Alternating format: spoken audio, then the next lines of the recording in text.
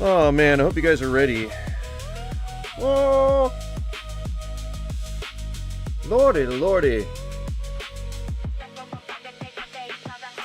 Lordy, lordy. I've said it once, and I'll say it again.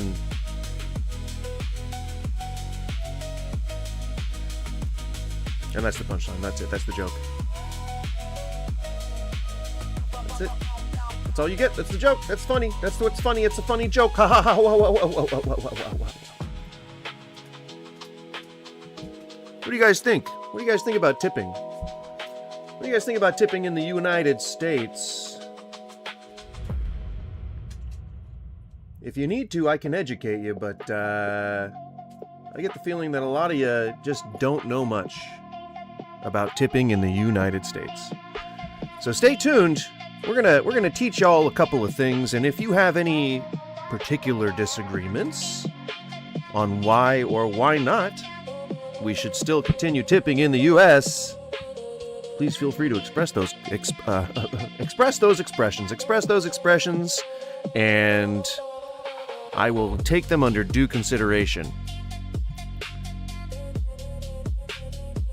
If you have anything to say whatsoever regarding tips, I'd love to hear it. This is a fun, open stream where we like to have fun, open discussions with a fun, open, somewhat friendly butthole known as Goose. What you're watching right now is a clip from my near-death experience, and I hope you enjoy it. Those are a bunch of snippets of my whole entire lifetime. I know that my physical appearance keeps changing, but and I don't think I've ever been to the top of a mountain, but not let alone with a partner. But you know what? This is how I lived. Okay, Josue, what's up? We're going to be talking for several hours today, so I'm going to make sure that I am nice and ready. So we're going to get started in just under a minute. And if you've got questions about tipping culture in the U.S., then ask them now, and I will get to them when the stream starts. Ask me anything. I am a restaurant professional, been that way for damn near 25 years at this point. 25, let's see. 25, that would put me at, yeah, that'd put me at about 15 when I started, which is about right. I started out dishwashing. Are you on VR? What? Do you think that the person on the screen right now is currently talking to you? Because that isn't the case, I promise. I am a living entity, and I am outside of the computer screen. And I'm right now talking into a microphone, while the me on screen dances to a lovely tune. But to answer your question, no, I am not on VR. Just hanging out here in my office. If you don't tip, I'd love to understand why. So if you click on that "None, I'm a Coward" section on the poll, then please feel free to at least tell me what your opinion is, because I'd like to know it. We are talking about tipping in America today. I understand that it works way differently with the rest of the world. The U.S. is the only country that has tipping set up the way that it does. Woo! Burp there. That has tipping set up the way that it does. And so the discussion will be a little unique to the U.S. So if you're outside of the U.S., or if you don't quite understand what the tipping culture is like here, please feel free to ask any clarifying questions you might have in order to get the right amount of context. We're all about being somewhat transparent here, but somewhat educational, but mostly edutaining.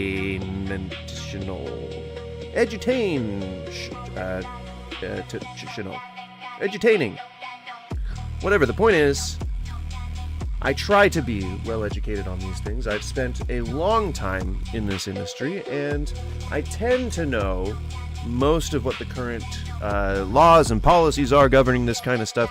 But if you learn something that I don't happen to know, and it's more current than stuff that I know, I welcome that. I welcome you telling me the facts. All right? So stay tuned. I am just going to finish up a couple of things, and then we will absolutely be getting started. Stick around. My hype goes up with your hype. So if you guys are going to be dry and boring, then I will be dry and boring. Otherwise, you know, start fucking going wild. Start fucking going wild, okay? Go wild in the chat, please. I need to see it. I need to see that energy. Let's embrace today being, what is today? Thursday? Let's embrace today being Thursday. Come on, guys. The week's almost over. Come on, let's get some of that weekend hype in here, huh?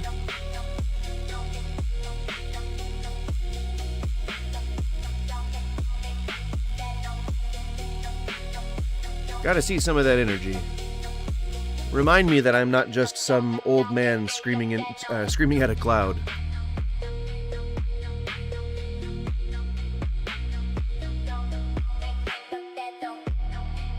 Alright guys, as you know, it is about that time in the stream where I am going to explain that I do with the cannabis as a... What's up, Dylan?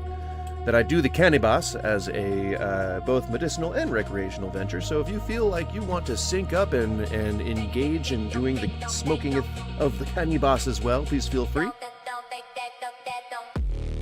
We're going to light this bowl up and then we're going to get started.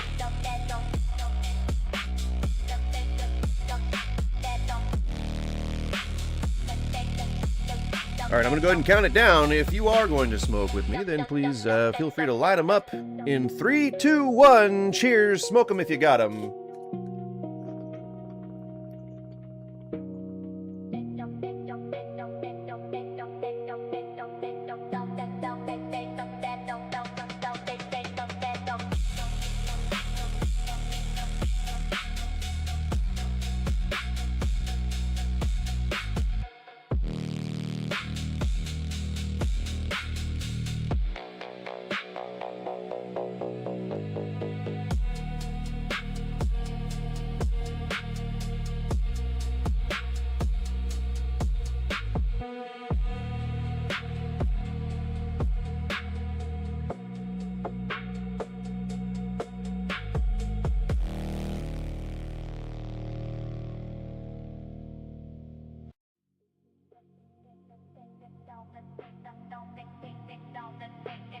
All right, just got to clean out this glass piece and then we are good to go. As per the theme of this stream, if you don't know exactly where to tip, if that's just something that you've never considered, something that you just never really thought about, and you're just unsure where to start, then please feel free to ask me. Any business type, just type it into the chat and I'll tell you whether or not you should tip there. Anything, any business, hair salon, mechanic, just type in anything in the chat, any position that you think, oh gosh, I don't know, am I supposed to tip in this case? And I will absolutely answer honestly whether or not you're supposed to tip. It's not a troll. I know that I have a really dry sense of humor, but that's not a troll. I really mean that. I know that a lot of the shame and the guilt over whether to tip or not tip comes from not knowing whether or not to tip. And a lot of that is fatigue from seeing everywhere that really shouldn't be asking for tips. So, you know, get it. So we'll cover tipping for a little bit today.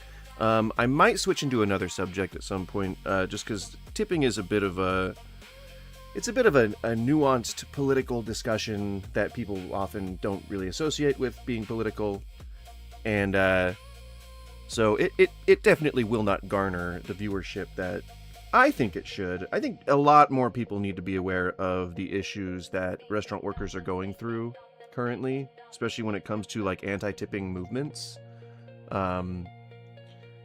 It's important for people to kind of know what's going on. So it'd be super awesome if this was a subject that more people cared about. But you know what? That's fine. That's why they call this activism, right? That's why they call it raising awareness. Because if awareness was raised already, then we probably would have already made the changes. So it makes sense.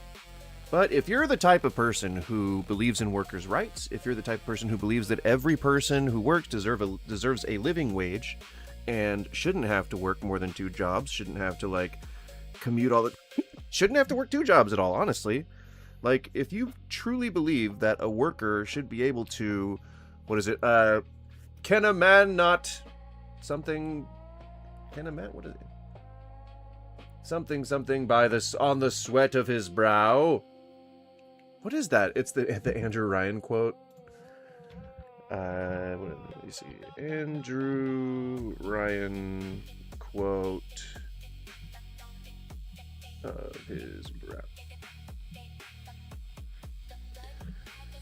Let's see. Is a man not entitled to the sweat of his brow? There you go. Nay, says the Vatican. All right. Well, I think that means that it is gosh darn time to get started. I gotta put my face cam back on. Hey, welcome.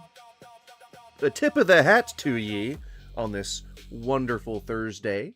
It's normally pretty slow in here on Thursdays, so stick around, hang out for a little bit. My white balance on my camera is a little off. It's very bright in this room. It certainly is not in dark mode, as it appears. There we go. A little bit more light. I'm Goose. Hi. What's up, guys? What's up? Let's talk about tipping today. What's up, Charles? How you doing? Let's talk about tipping. Let's talk about tipping, guys. Do you tip? Where do you think you should tip? And if you have any questions on where to tip, we're talking common sense here. All right? Any questions you have about tipping, I would really just totally answer you if you put like a line of work in the chats or in the chat and said like, you know, does this usually get tipped? And I would say traditionally yes or no, or whether I believe yes or no. But in general, restaurant workers is who I'm most familiar with. And I was one for a very long time. I own a catering business currently, but I have also been in the ownership position in restaurants. And so I have a little bit of insight onto the phenomena, the whole reason why people typically don't like to tip, simply, where that comes from in modern day and kind of where it stems from, the history on tipping, etc. We covered all that yesterday. Today we're just going to take a look at some random TikToks and I'll react to them organically, just as is like a normal streamer as want to do, to use a lot of words in inappropriate ways. Because I know English well. Actually, that came out in a sensical sentence. I meant to say I do English well. And then if I say I know English well, it actually is like a grammatically correct way of saying that you know English, which would make me sound smarter, and I don't want to do that. I'm trying to make myself sound stupid. You don't need to really dissect a joke in front of your viewers, Goose. You can go ahead and stop doing that now. Thank you, Brain. We're going to talk about tipping today. If you're not familiar with what a tip is, then you're probably too young to have ever gone out to eat or remember seeing your parents leave a tip, in which case, get the hell out of my stream. Tipping is gratuity. That's really all it is. In America, tips came out of a sort of like a political movement. It was one of those things that we kind of adopt as a Western culture, where it's like we see another country doing something that looks fun, and we're like, oh, we should do that. And so that's kind of how tips. Oh, sorry, I didn't adjust the vertical stream. Sorry, guys. Sorry, you guys can't even see what's going on here. Bam! There you go. What's up? There's my pretty face. Hi, I'm Goose. What's up, vertical stream? What's up, guys, on the shorts feed? Welcome. Thank you for stumbling in. Stumble in again and again and again, and then hit the share button, and hit the like button, and the subscribe button, all that kind of shit, and then watch the streams. You know? We're talking about tipping today. Cow tipping. Can cows go out to eat? They're not people. News at 11. Cows are not people. Oh my gosh. Okay. Yeah, tipping came out of arguably a pretty racist idea that newly freed slaves did not need to be making a full living wage, and so the owners who employed these guys decided, well, I'm going to let customers make up their minds whether or not they want to help me pay them a living wage, and we'll just let them duke it out, you know? I can absolve myself of responsibility. It's all good. And in comes the NRA, not that NRA, but the other NRA, that then started lobbying for permanent changes and codifying of more exploitative and sort of racism-based policies surrounding tipping and labor laws that govern restaurant workers, etc., etc. And then about 120 years later, here we are. We are currently trapped in a system where servers and restaurant workers depend on tips for most of their wages, which is unfair. Totally not an extra charge like people tend to say it is. And it's sort of like a reverse, sort of like a perversion of how we're supposed to do things. It's supposed to be like you just pay everybody a living wage. You just pay everyone a fair price for fair work, and there you go. That should be enough for people to live on. It should be enough for people to like have at least paying rent and paying bills and like some allotment for food to eat. There you go. That's just what normal jobs, just every job should just be by default. And then as you get up to more like specialized roles, you gain more experience, like management, and then like go up into administration, or go up into like specialized things like, you know, STEM stuff. Then you get paid more, you know. Just it's like a everyone is doing okay, as opposed to just some people. But you know, it is the system that we have right now. And the way that you can change things is by doing what I do and going and sitting in on your like city council meetings when they're talking about laws that govern restaurant workers and labor rights, unionizing, things like that. You can go to different restaurants around the area and just hand out like paperwork that shows them that they could unionize if they wanted to. You could be an advocate, like me personally. I do this, but also I make videos that are like geared towards worker advocacy. If you like that kind of shit, then please subscribe. In addition to all that, you could also, like, you know, talk to your congressman, email your local government and municipalities, and try to convince them somehow. I mean, if there's enough people who are, why are captions on this on this fucking music? The guy's just saying "don't" over and over again. I don't get. There's no reason for that. Why do I need to know what what he's saying? But yeah, you can also vote. You can also, like, you know, help them raise legislation, try to get lobbies together. If we get a coalition together, you know, I advocate for your industry, you can advocate for my industry, all that kind of stuff, sort of intercooperation. Then we can probably make some changes societally. But until it changes, then there is a thing called a social contract, and that's what we engage in every time we leave the door. And it's the kind of things like where you don't spit on the sidewalk, you know, and people who do are kind of looked down upon, right? You bust your own table when there is a bus stop nearby, and if you don't, people kind of look down upon you, right?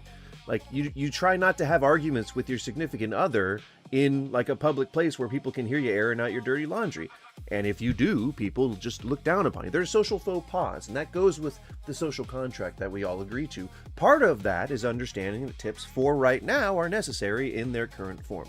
And yes, it's totally understandable to get pissed off at all the people who like have that sense of entitlement, like the top 1% of servers and restaurant owners and like bartenders and things like that. They definitely have an air of superiority around themselves. Nobody's going to argue anything contrary to that. We all understand that, but we also all have to fucking work together. And that's sort of, I guess, the most important part. The most important takeaway from all this is that we're all supposed to be cooperating. We're not supposed to be dividing over stupid fucking beliefs. Like, we're supposed to be cooperating and engaging in society so that we can be a civilization. Like, that's what our default is supposed to be. Not like, I mean, I know that we're like humans are animals and we just war and all that kind of shit, but like, what I mean when I say that's what we're supposed to be is like, that's just what I envision. That's like what utopia seems like to me, you know? Like being paid a fair wage, being able to live off a wage. I think everyone can get behind those values. Good education for our kids, good, you know, infrastructure, so that we're not having to repair potholes all the time, so that we're not having to like have bridges worked on all the time. Like they're nice, they're sound, they're structural, and they're well produced with good good components and things like that, you know. So, like, I think anyone can get behind those values, and part of that is I think that everyone deserves a living wage, and whether or not someone gets it through getting like a good wage and then benefits and then time off and like educational help and like support for all like public transit and things like that, benefits, I think I already said benefits, and advancement opportunities, plus a reliable schedule, full-time work, then like you would go into retail. And like I think it's kind of a fair exchange where like you make money, like you make more money in tips than you typically would. Like it looks like you earn way more an hour, but at the same time now we're not taxed on tips, which means you still have a tax burden at the end of the year that you have to account for. So while you may have been claiming like 8 to 10% before, now you don't even get like the default tax, so you still have to claim the amount that you think you're gonna owe at the end of the year. And no other profession does that. Zero other professions make you do your own taxes on like 60% of your income. So like there's no reason for that. And it's all just because the NRA keeps lobbying for these laws to get passed that, or don't pass, that would otherwise protect workers from this type of like chicanery. That's right. I know a word or two. I know a fucking word or two. And I'll use them. I'll use them all goddamn day long. I'm trying to get... I wanted to grow a little bit of a beard simply because I wanted to see how many whites were in my hair now. Now that I've crossed the big 4-0, okay, that was a little more than half a year, year and a half ago, I guess. But anyway, the point is, I wanted to see like how many whites I had, and I can't really see them. Like I can see them in the mirror, but like in the daylight, they just kind of light shines straight through them. So it's like, what's the point? You know, it's like they're just missing the pigment. I don't know. All right, so let's. Some of these may be in favor of proper tipping etiquette. Some of these may not be in favor. I don't know. I haven't pre-watched them, so we can all just kind of react in real time together. My overall stance is that we should tip for now, as long as the labor structure is the way that it is. We need to keep tipping, and it should be somewhere between 10 and 20%. I think that is not crazy, you know. I think that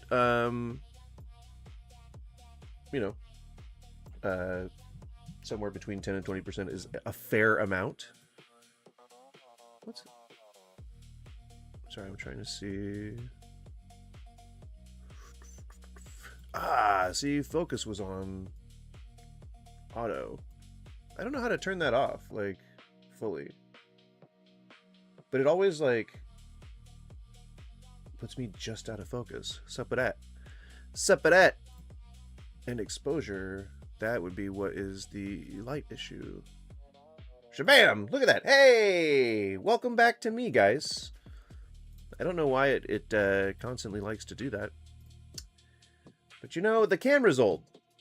That's an old camera. Alright, let's get to it. Yeah. I took the order myself.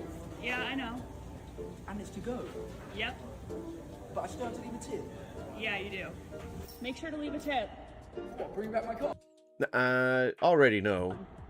They just parked it. That's what I'm paying the parking fee for. You still have to leave a tip. What No, you don't. percentage this time? Usually $20 is the job. What? $20? I was just asked to leave a tip for them handing me a paper towel. Yeah, that's pretty common here. Yeah, no, yeah. But I could have done it myself. I know, but you... Where are you? No, from? stop! Just asked me for a tip. Yeah. I hate the controls on the Yeah, I fucking know. TikTok. And it's to On go. the TikTok. Yep. Wow. But I still have to leave. I've never sounded so old before in my life as when I said, I hate the buttons on the TikTok. I'm gonna go into a hole and die now. I'm gonna just go ahead and turn to dust. I'm gonna go ahead and turn to dust and bones, and that's just gonna happen. That's just gonna be how that happens. Is gay? I mean, everyone's a little gay, aren't they? You know, everyone's a little gay. You can't tell me that, you know, you've never looked at another guy's ass and been like, it's a pretty nice ass. It's a pretty nice ass. That's America's ass. The tip. Yeah, you do. Make sure to leave a tip. What, bring back my car? So yes, in what's it called? What's that place called? That burger place they were just at, where they have the Burger Mouth, Burger Bonanza. Fuck, what is that place called? It's the one in New York. It's like fuck. Damn it! What is it called? But I still What have to leave a does it tip. say? But I still have to leave a tip. Yeah. And it's to go. The order myself. What, bring... I don't remember what the burger Make sure to place is leave a called, but the point is that yes, at a restaurant you should leave a tip. If it's like, and honestly, this is going to be, I guess, the most controversial that my opinion will ever get on tipping. But I think that it's less important to leave as high as 20% at a place where you're ordering on a tablet, where half of the service is kind of not incorporated into the everyday shtick. The thing is, the people who work the counters, they still do a lot. They still have to keep track of orders. They still have to, like, basically mission control. They still have to like delegate runners and shit like that. They still hand out like all the drinks and the tickets and all the numbers and coordinate with each other, all that kind of stuff. So it is still worthy of a tip. And plus, the back of the house typically at these places, they are paid okay, but not like very good. And I think one of the most common arguments that I get when I advocate for this kind of thing is, well, you wouldn't advocate like this for grocery store workers. And a simple answer to that, just in case that is going to come up for any of you guys, yes, I do. Like, I think everybody deserves a living wage. And if this is part of the thing, and I also believe that workers in restaurants are working a more specialized job than an unskilled position. And I don't mean to say that grocery workers are unskilled. Because there is some degree of talent in being able to have the endurance to throw load all day long, you know, to be able to keep the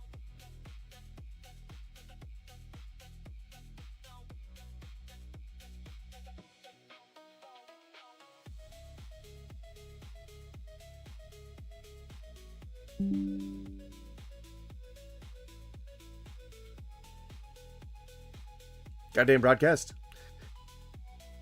Anyway, the point I'm trying to make is that there's obviously a level of talent and dedication and skill that comes with pretty much any job.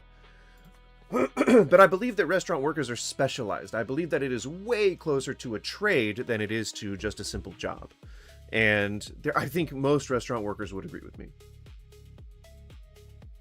Especially back of the house positions. The average salary for a server in like front of the house is still well under the poverty line, even with the amount of tips that they get.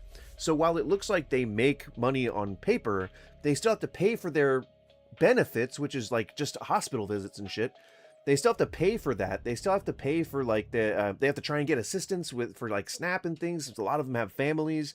They usually don't work full shifts. And even then, about 30% to 60% of their shifts are non-tipped work.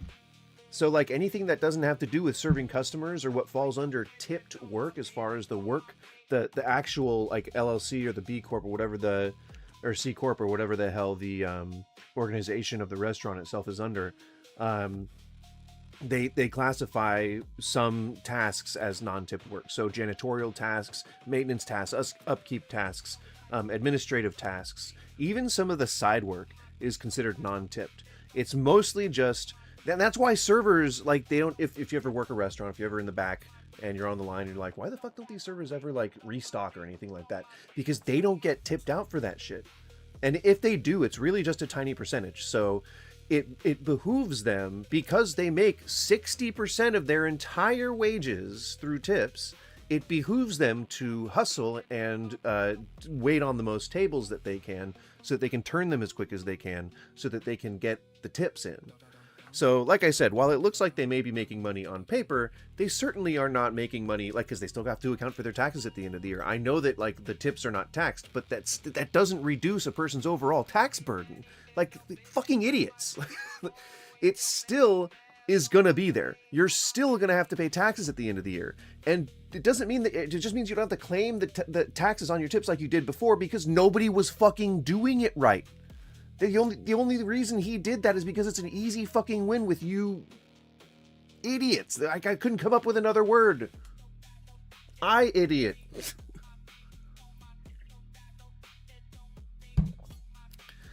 Etc., etc. So yes, you tip at Burger Place, whose name I can't remember. God damn it, I like it too.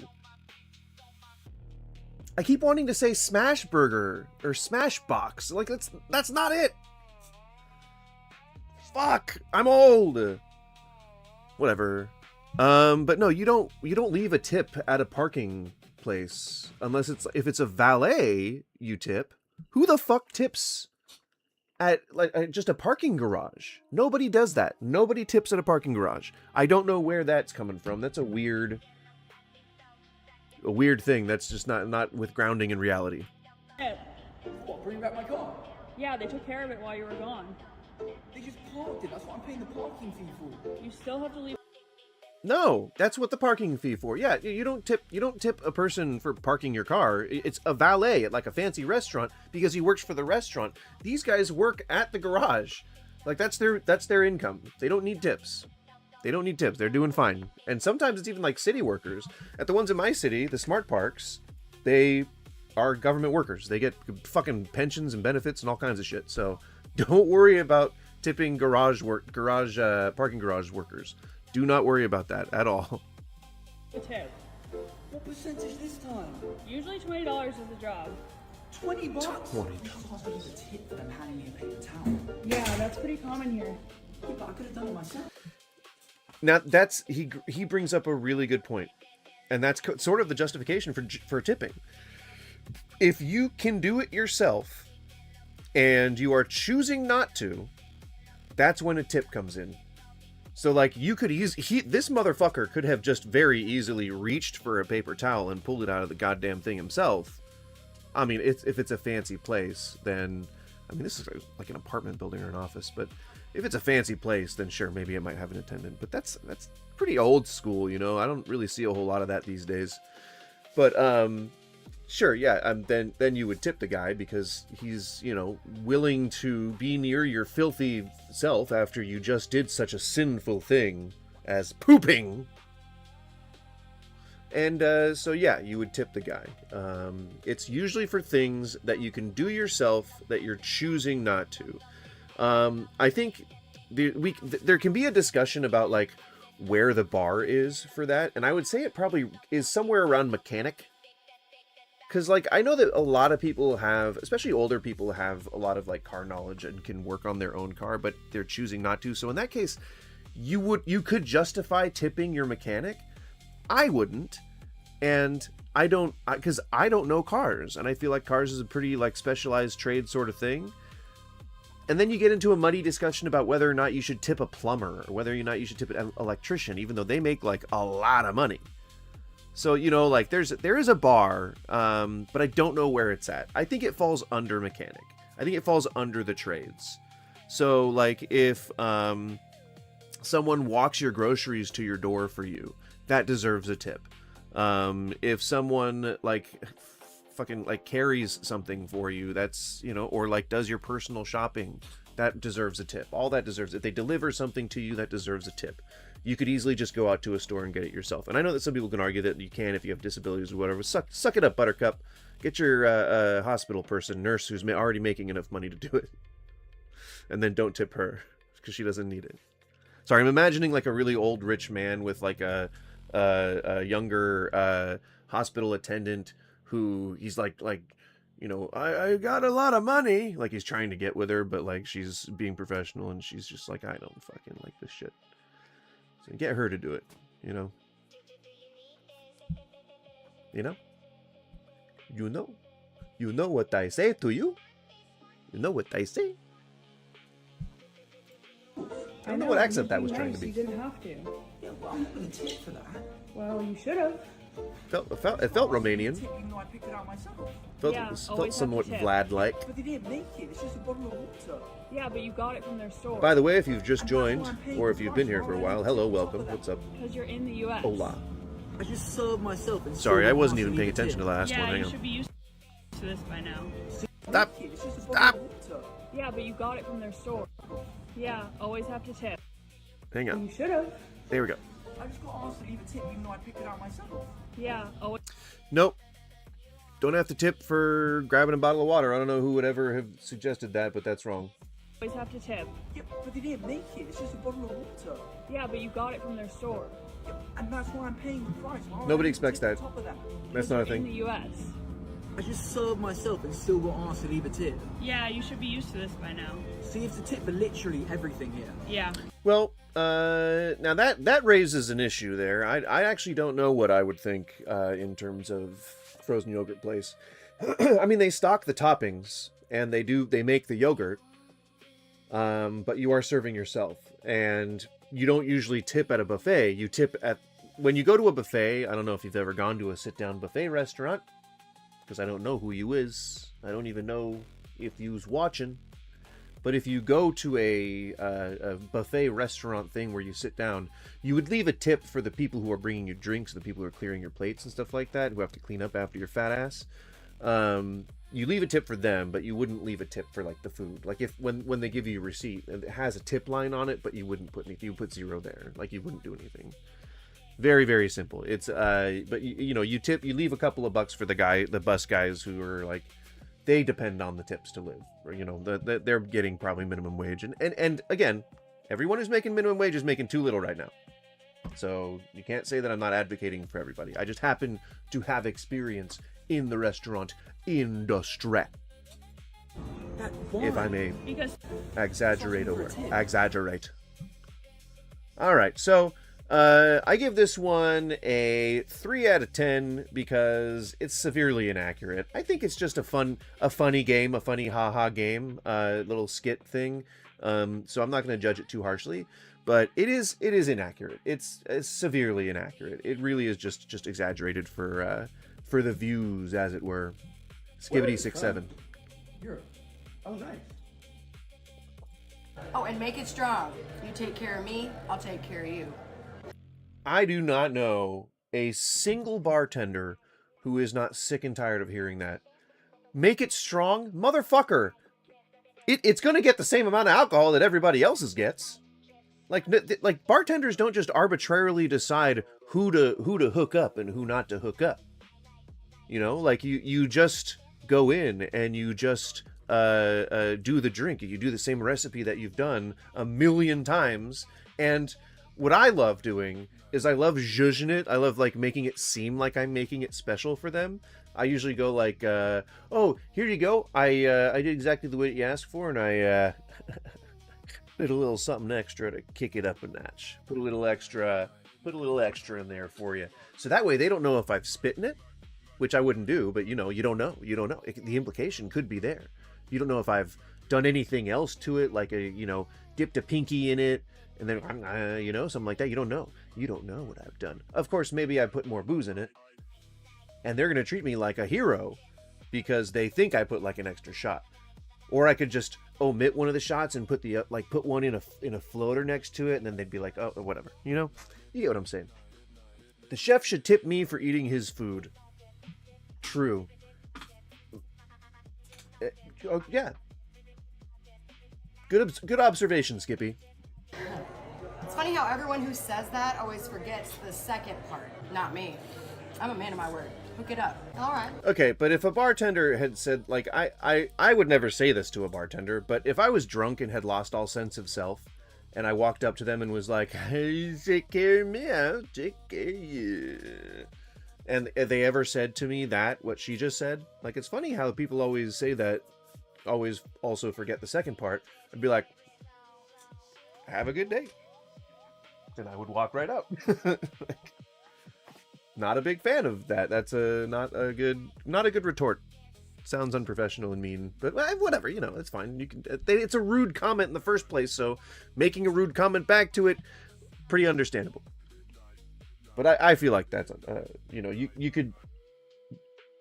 I just wouldn't say anything, I guess. I don't know. Sure, I got you. That's what I'm talking about. It's gonna be $8 left. Thanks. Leave it open. No, I'm gonna close you out. Why? I was gonna stay for a while. Oh, great. You also said you were a man of your word and that you would take care of me. So, let's see it. Well, let's see if you hooked it up. And then kick him out?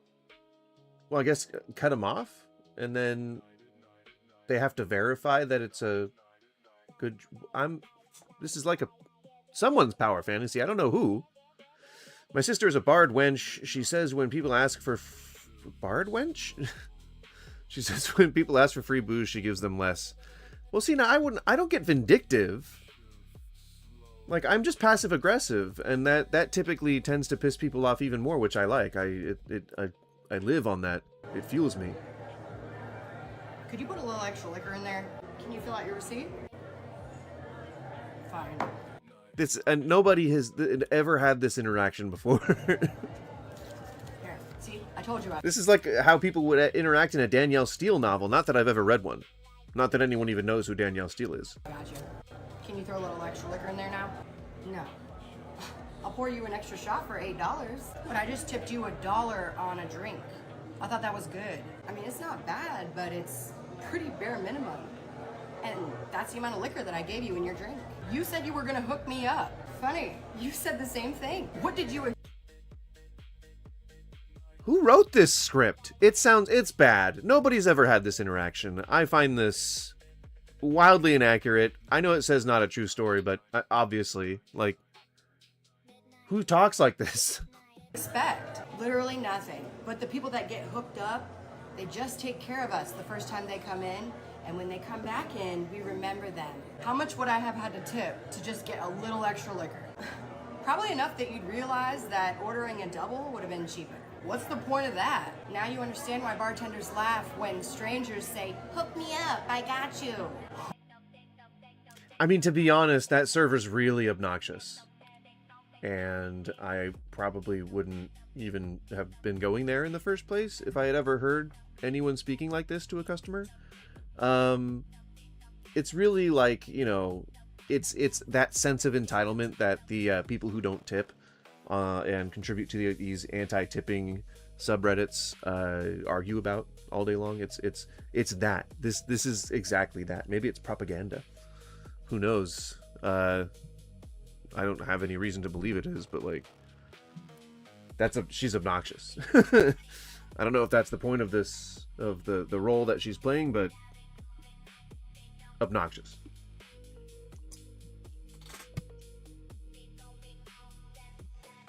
I hope we're still friends, yeah, I hope you don't mind, but I'm gonna call my lawyer and sue you.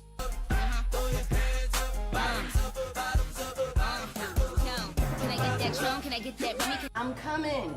Hey, baby, you got a salt shaker back here? No. Why? Y'all got to have some salt back here somewhere. Them tequila shots you just made, I can't do it without salt. Salt? Yeah, we have salt. Come on. Michelle, do you know where that spoon is? Right here. Thanks.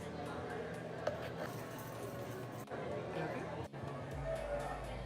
What am I supposed to do with that? I don't know. Put it in your hand? Here, I got you, sir. Now there we What the go. Thank you, darling. You're welcome. Not all heroes wear capes. All right. You should learn from her. So is this person an angry customer most of the time, I guess? Because it sounds like she's just venting about how shitty service staff can be. This is 2 roles now that I've seen her in where the customer is kind of right, but it's like a power fantasy. It's not like a weird, like it's not like a twist on anything. It's just her being terrible. Like, but it's not glorified like as if the person whose point of view it was the service person. It's like the point of view of the customer, but it's told from the point of view of the service person, which is one of the most weird things that I've ever seen in terms of a perspective. But I guess go off, Queen. I don't think that she likes service staff very much. I think that's kind of the vibe that I'm getting here, but it had nothing to do with tips, really. Listen, this may ruffle some feathers. It was more so about entitlement. But I also don't give a fuck. We're experiencing a tipping epidemic in this country, and Okay. I would say calm the fuck down. And give me some views. Give me some views. I'll move aside on the vertical view. There you go. Give me some views, Queen. I gotta pull in the bricked up boys. And then smash them with an education. Wait, no, not smash them. No. I don't know what language to use. I don't know what language is appropriate these days.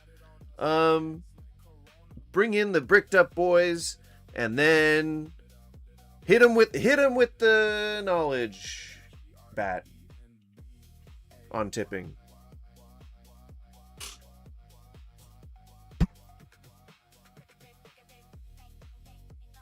But yeah, okay, so apparently there's a tipping epidemic, says the lady with the very obviously placed fashion. people have lost their minds. When I grew up, I was born in 98, okay? Whatever generation you want to consider me a part of, that's the year that I was born. It was normalized to tip when you were provided a service. So you would go to a... Yep, anything that you could do yourself, that you are, not anything, but most things that you can do yourself but are choosing not to because of the convenience. restaurant. That's service. You would sit down, you would get waited on, you would leave a tip. I would get my nails done at the salon, acrylic little nails with my tips at 16 years old. I would throw her a $5 tip. She'd do a pedicure. Bitch. How much does that cost? How the fuck much does fierce fucking nail work cost, bitch? And you leave a $5 tip? Gross. I'm gonna move my hand. Gross. Ugh. That shit's like what? $1 bajillion to get your nails done? It's like a bajillion dollars. Is it not like $1 bajillion to get your nails did? I know getting your hair did is pretty expensive, but also I'm pretty sure getting your nose did. I'm pretty sure that's expensive. Let me see. What's I'll type it in like a New Yorker. What's a full nail job? I don't want to do that. What's a full nail project? Nail overdue makeup. Manicure. Oh my god. Oh, I couldn't remember the word. Manicure cost for a lady with a very stressed red top and hair so tightly pulled back it makes her look older than she probably is. But then again, it's also probably the heavy drinking and cigarettes.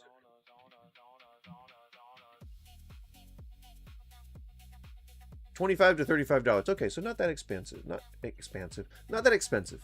Okay. So then, yeah, I guess $5 would be like 20-25%. Yeah, that's okay. That's okay. Give her a little bit of a pass there. Give her a little bit of a pass of there, but maybe loosen the bun. Loosen the bun a little bit. I throw her a $5 tip. Now it is normalized to tip for everything. She's yelling. She's yelling. Why on She's earth yelling. would I I don't. tip She's you yelling. when I'm She's going yelling. through the She's yelling. drive-thru to get a She's yelling. motherfucking coffee? Okay? She's yelling. How does She's that yelling. make any fucking sense? Okay, that's problem It doesn't. You shouldn't be tipping at the drive-through coffee place. number one. Problem number two is when they used to flip that stupid fucking iPad around, it would be 10%, 15%, max 20%. I just want. Yep, 10 to 20% is still average, and you really only need to tip that much. I would not really worry about tipping anywhere over 20%. It's just like unless it's like crazy good service and like they were giving you free shit and all kinds of stuff. Like then, yeah, absolutely go above and beyond on your tipping. But usually people just expect 10 to 20%. That's a good average. If you can't do that, just double the tax if you live in a tax state. Easy peasy. To a coffee shop in St. Pete, okay? I walk up to the counter, I order Saint my what? 2 fucking coffees, St. right? Pete? She swivels, turns around the motherfucking iPad, and it's at 25, 30, and 35. I almost dropped. Then just don't. Then just just click nothing and then go about your day. Easy peasy. And I mean, it's not there. The thing, I part of this whole battle between non-tippers and tippers is the idea that it's like a Christian idea. I don't know like why religion has kind of bled into this movement, but it's the idea that people are going to run after you screaming and with pitchforks and torches if you don't tip. Nobody cares, man. And like if you're going to a place where they're pretentious enough to chase after you, then just don't go back to that place. They don't want you there anyway, and you don't want to be there, so why? And if they would conduct themselves so unprofessionally, then it's not a good place to go. So like just don't go back. Like, nobody cares. And I think they want people to care. I think that like these like the non-tippers, the people who are like raising all these, you know, making the posts on subreddits and like engaging in online arguments about it, they want the attention. They want to feel persecuted because they feel so empty in their normal lives. I don't mean to be so bleak about it, but it's a hole in yourself that you're trying to fill. I'm dead on the floor. Because what the fuck do you mean you want a $7 tip on my fucking 2 iced lattes? Have you lost your damn marbles? And I understand it's not obviously the girl at the register. It has nothing to do with her. It's whoever owns the fucking damn coffee shop, right? Whoever set up that POS system. But we have lost our fucking mind. Now, this one may really ruffle some motherfucking feathers, but it really pisses me off when it's these fucking coffee shops with their 35% fucking tipping options on their damn fucking iPads. You guys, when I was growing up, right, in the early 2000s, again, born in...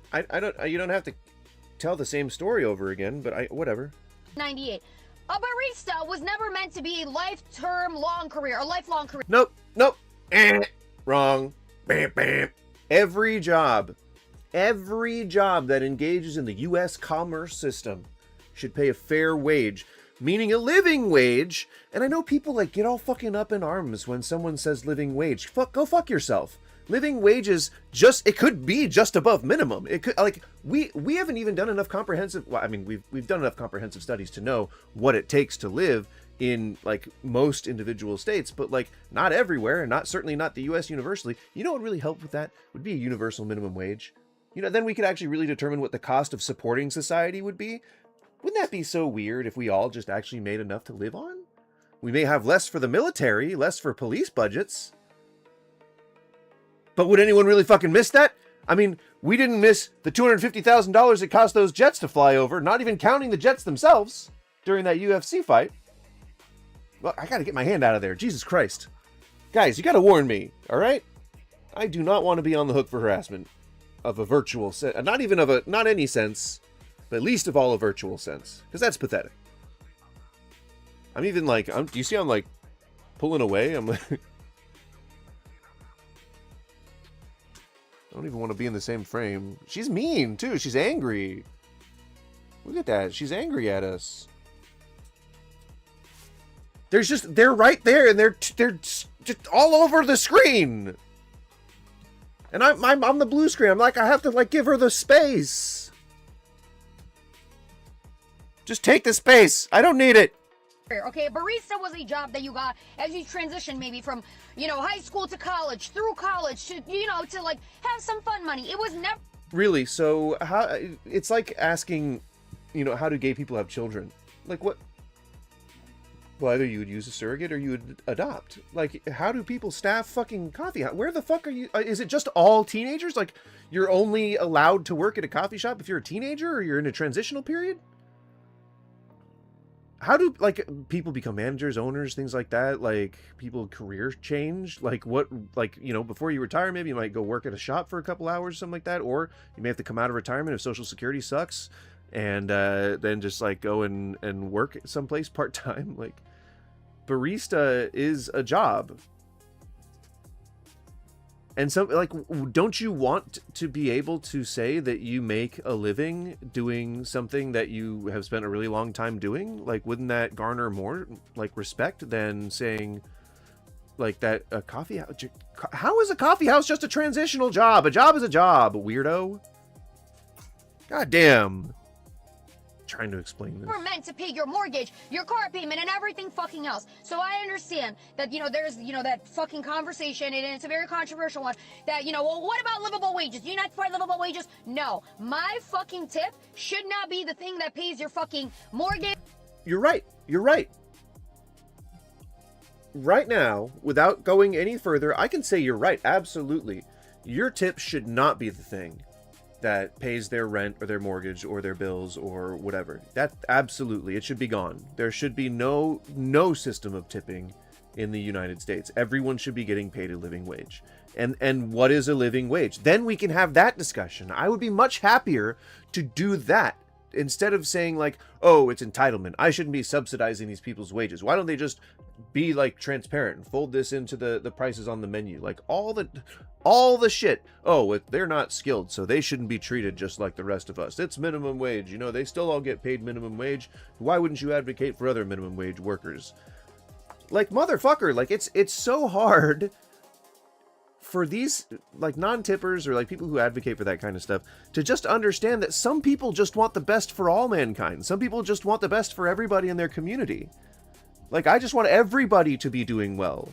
And when everybody's doing well, they're going to treat your industry with respect. So if you're like an electrician and the person who is being quoted for your work is like a restaurant worker, and they get stiffed on tips and they can't pay their like fucking, you know, they can't pay for their food or their a water bill or whatever, some random cost that they can't cover, then you quoting them will make them not want any of your additional services or return service or anything, because they won't be able to afford your thing and they'll have a bad taste in their mouth and they're going to stop patronizing you. They're going to try and find somebody cheaper. You see how when everyone is doing well, we all do well. I mean, I feel like that's such a foreign concept to people these days. And like, it's like lying too. Like, everyone just assumes that everybody else is lying. Like, what the fuck? Like, what? Like, I have spent my life building a career for myself on word of mouth. If people just assume I'm lying, then that's my entire career. That's my entire lifetime out the window. And like, there have definitely been people who just casually assumed that like I lie for like our entire friendship. And I'm like, what? Like I think I had a couple of years ago, I had a friend who didn't believe that I had a catering company until I asked them to work an event with me.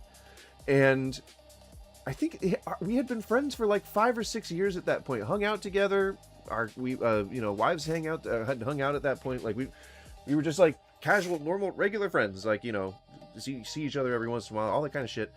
And I asked them if they wanted to work an event with me, and they were like, wait, what? And I was like, yeah, do you want to work an event with me? I have to do like a catering event, whatever. And he was like, wait, no, you're like actually like a caterer? Like, you do catering? I was like, yeah, how do you think I make all my money? I was like, I thought you were like doing like grocery stuff, like, because we met at a grocery store working together. And he was like, I thought you'd just been working grocery stores. And I was like, no, I own a catering company. And he was like, oh, I thought you'd just always been lying about that to get out of work. And I was like, fair enough, I guess. But like, because I did request a lot of time off because of events. But like, just assume that people are lying all the time? Like, what? What? You got to start out with, you know, just giving people the benefit of the doubt at first, and then when they prove themselves to you, then you can, like, you know, and it happens pretty quickly, you know? It's just like, and there's so much evidence. There's so much, like, I have a trailer, and like I have like supplies everywhere in my house, and like he's been to my place numerous times. It was hilarious. I was like, that's wild. That's fucking wild. I don't know why I used that term of, that was weird. Your car payment, it's not. It's not. In my opinion, I appreciate baristas. They're great. I love going to coffee shops. But that is then just understand that it's a broken system and it sucks. And if you feel like tipping, then go ahead. But you don't have to. And if you want to tip 10 to 20%, then there's probably a custom amount button. And if there's not, then just don't tip. It's all good. I don't think people are going to be like chasing after you in the streets. Barista's not going to be like throwing hot espresso in your face or any shit like that. Career where you're supposed to be making $40 a fucking hour. We have nurses at the hospitals that go to school and get a fucking degree and slave away that make $28 an hour in the state of Florida. So no, a fucking... How are you making $40 an hour as a barista? I mean, because you're right that it's not that job. And nurses always make, like, objectively more than baristas. They're members of a union, too. They got full benefits and guaranteed shifts. That was a weird mix-up in her logic, but everything else has been accurate so far. Barista shaking up a shaken espresso should not be making that same amount of money. And I will die on that mother. I don't think that they should be making the same amount of money, but that's not what living wage means. See, I think that she's definitely exhibiting what I would call one of the most common aspects of people who disagree with what a living wage, like whether or not we deserve a living wage. It doesn't mean that you are rich. I don't know how stupid you have to be to assume that when people say everyone deserves a living wage, that they're advocating for everybody being rich or for anybody being rich. That's not at all what that means. What it means is you have enough money to pay all your bills and that you can feed yourself and not have to be like worried, like kept up at night, hoping that you're going to be able to pay, like feed your fucking kids at the end of the month. That removing financial insecurity from people is being paid a living wage. You still have to work full time. You still have to hustle. You still have to do like your job. And yeah, some are harder than others. Some are more specialized than others. But you'd get a living wage. You would be guaranteed a shift. Like you'd have all your hours that you need, and you would be paid requisite to what your, specialization or skill level is. But the minimum would be a livable wage, where you wouldn't have to have two jobs, where you wouldn't have to not have medical coverage because you can't fucking afford it, where you have to have like a family plan like thing for your phone, and like you can't just afford your own. Like it's hard for people to be independent if you're below the poverty line, because then you have to have your parents co-signing on things. You have to have like your partner co-signing on. You have to have your partner's parents co-signing on things. You have to get loans. You have to go into debt.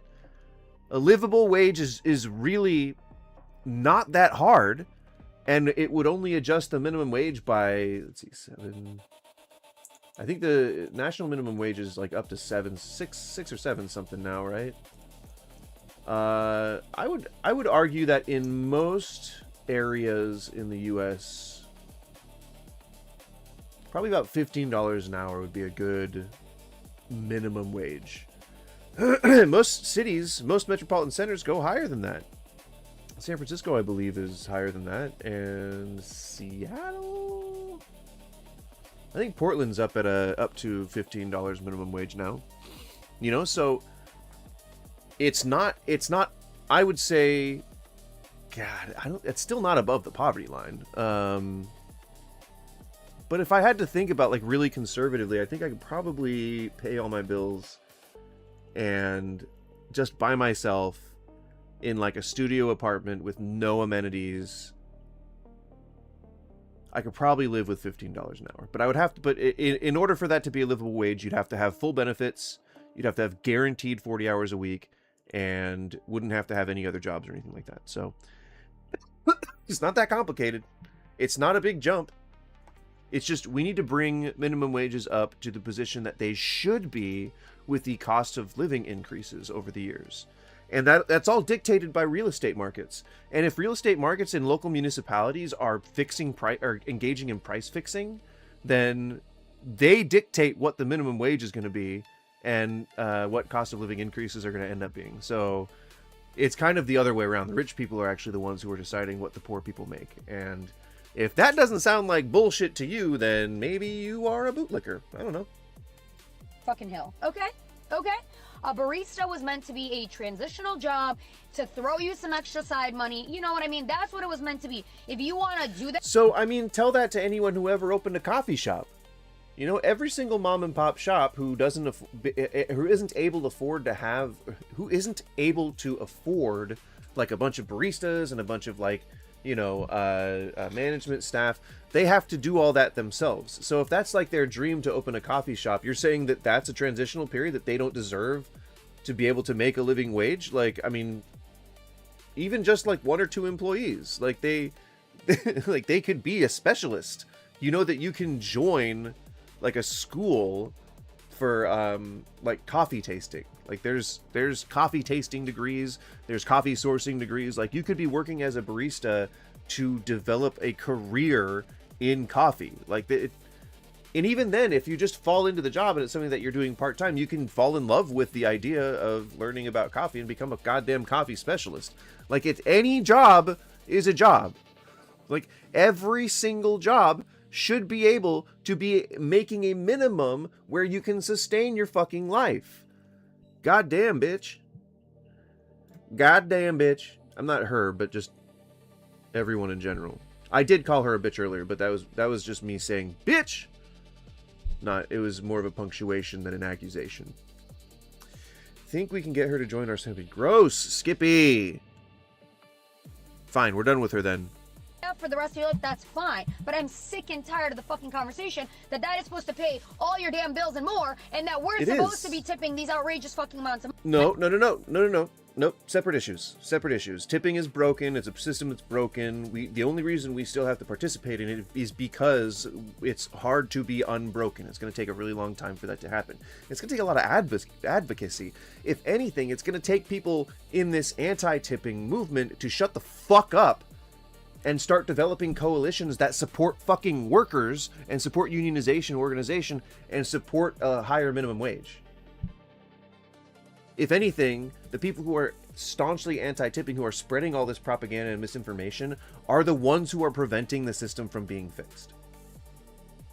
So you're making your own beds to lie in and then scream persecution.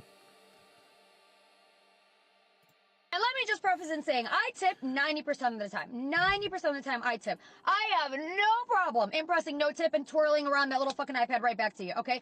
I'm not ashamed. I don't give two flying fucks, right? But it just blows my fucking mind. I don't mind tipping if I get a good service. You know, I feel like sometimes the baristas are really nice. They'll answer some questions, this and that, whatever. But I am fucking sick of it. I am sick of it. It is fucking mental. It is insane. So, I don't like this whole trend that TikTok started where people just vent in front of a camera. Like, just do that in your car alone. And then if you feel it warrants public attention, then maybe record something and then post a video about it. But, like, this is just it's in the moment anger, and you really could just be processing it, but instead you're trying to just push it off into a different medium. That's not, you ain't gonna fix it that way. I just watched a TikTok. A guy went to get his tires changed, and at the tire shop, the guy turned the iPad around and was like, "Would you like to leave a tip?" Bitch, what? And again, like I'm saying, this is... No, that is definitely a specialized thing that I would not be leaving a tip for. They get paid plenty of money, and usually mechanics and tire specialists, things like that, they usually have big corporate outfits, so therefore they usually have benefits and guaranteed work hours and things like that. This is a very controversial topic, you know what I mean? But as someone that has been to many other parts of the world, I'm very grateful to be able to travel.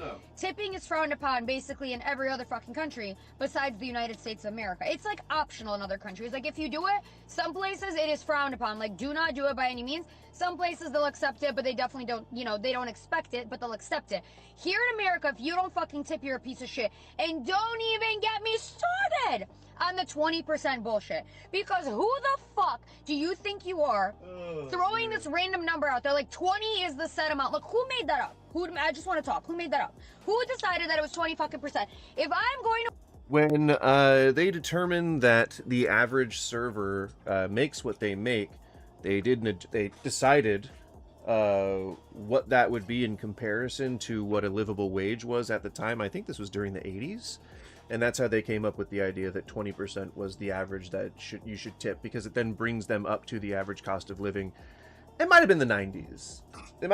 I think it was as low as 10% in the 70s and 80s. And then like up towards the 90s, I think is when prices started to go up around, like when Reagan was doing all his bullshit.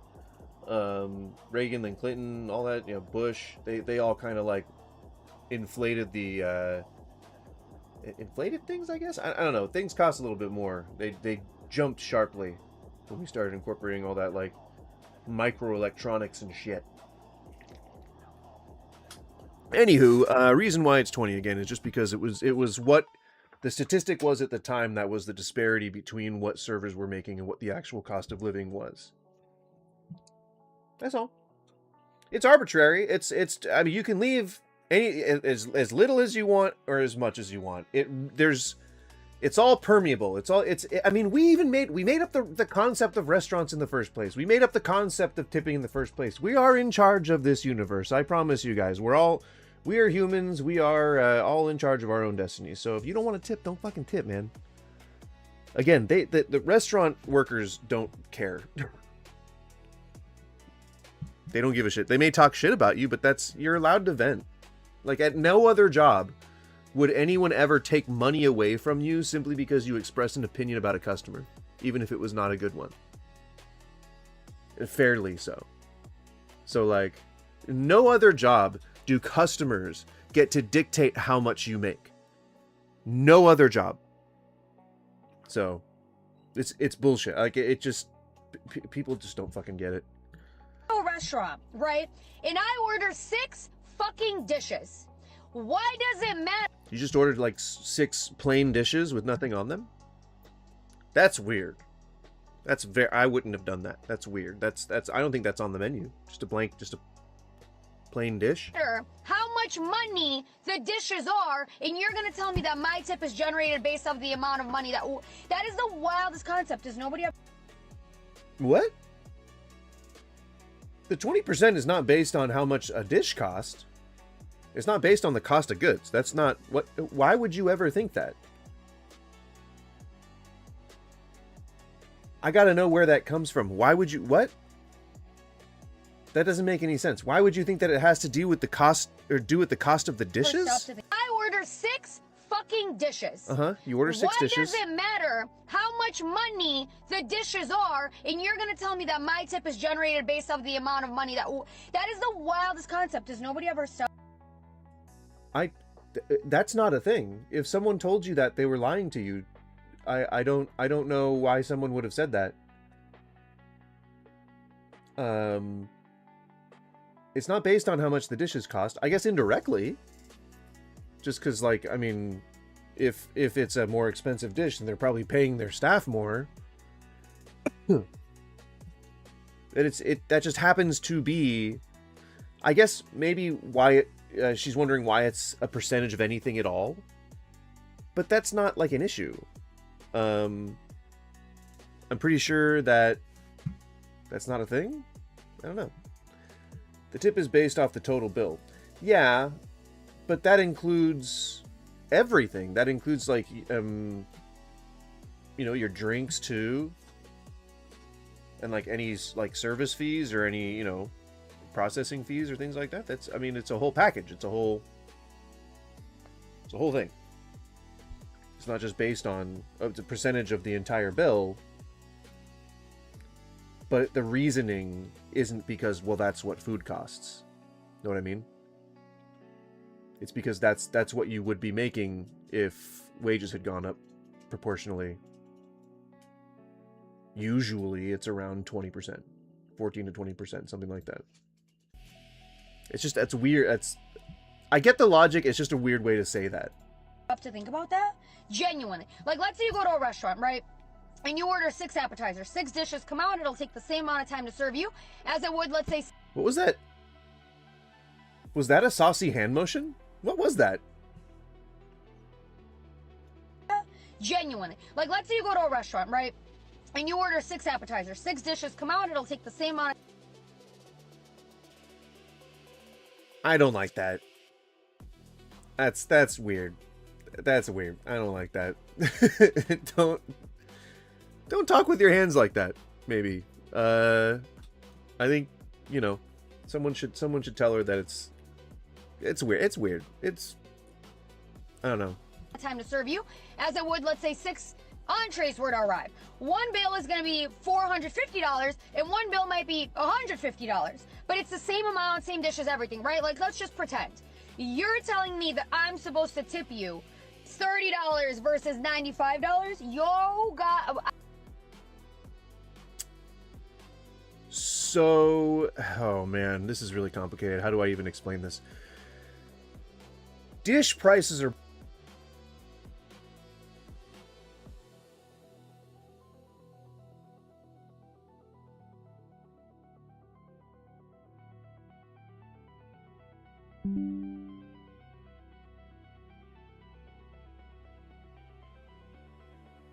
Sorry, I had to have my requisite broadcast crash.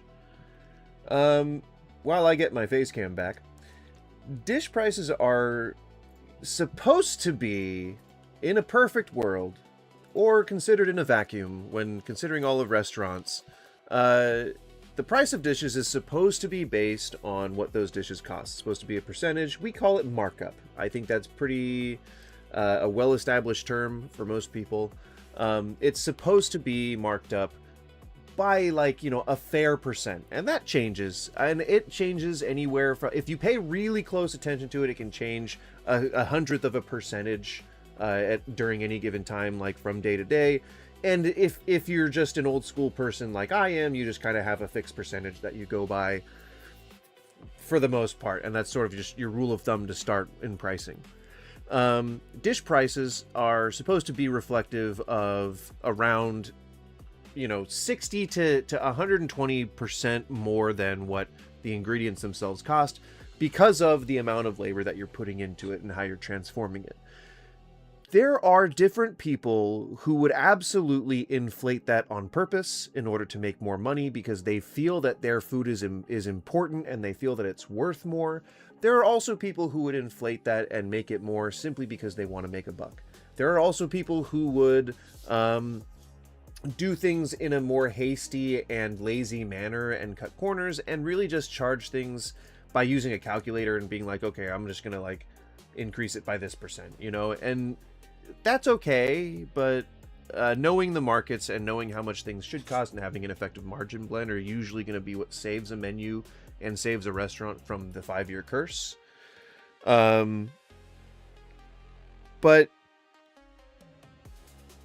the scrupulous ones are way more of a bigger majority than the people who do this stuff for malicious means.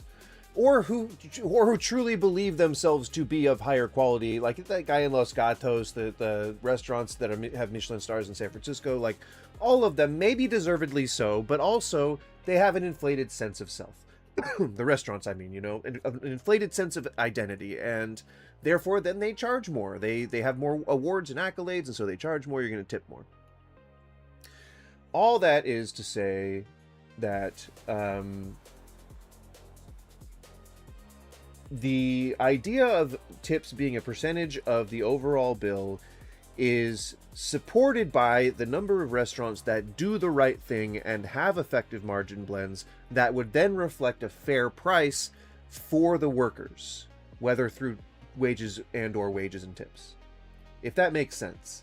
Some people do it the bad way, and some people do it the good way. The people who do it the good way are way more than the people who do it the bad way, so we should continue to help out our community members and neighbors, because the people that do it the good way deserve that support, because they way outnumber the people who do it the bad way. And while they may slip through the cracks, we also got to start passing legislation that helps catch the people who are doing it the bad way and protect the people who are doing it the good way. I think that that's about as concise as I can get it. And I hope I have your support, dear viewers. I would like to know your stance on the tipping culture in the United States. Hell yeah, I'm ready to give it! I'm excited!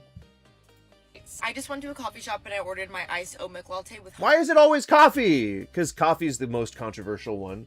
Because there are just as many people who will argue that baristas and people who work in coffee shops are just as deserving of tips as restaurant workers.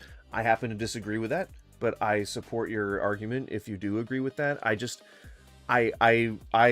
every morning that I went into work, I would pull myself a traditional espresso, well, a fresh cappuccino, and like free pour the milk and all this kind of stuff, and I would occasionally pour espresso and help out the counter. Like, it requires very little effort on my part, but I guess, you know, I'd be open to hearing an argument as to like how it's more specialized, I guess, is what I'm saying.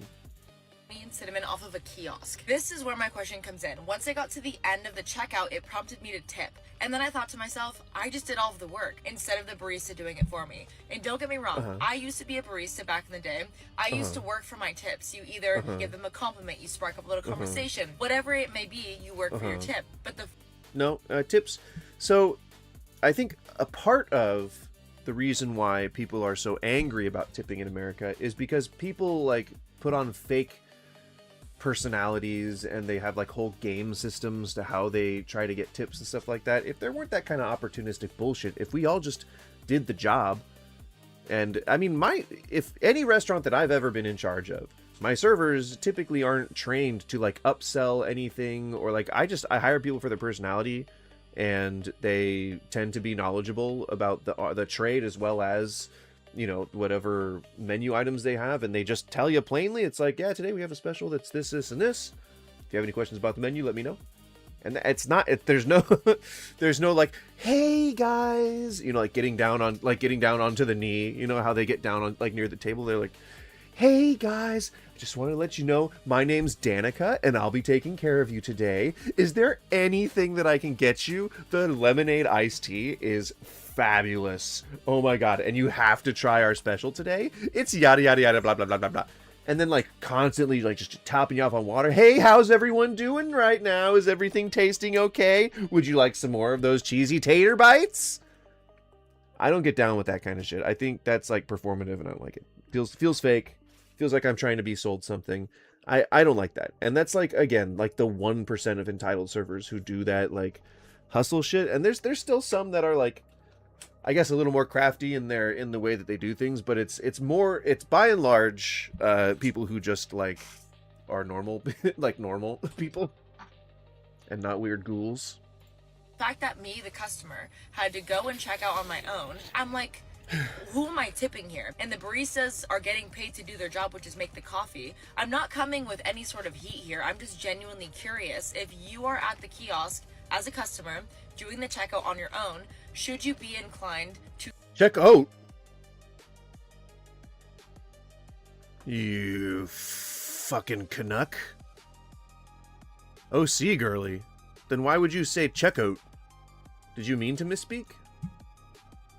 Enough of you. Can you please stop going out to eat if you have Can you please put a shirt on? no intention of tipping your server? I had 2 instances the past But also true. 2 days.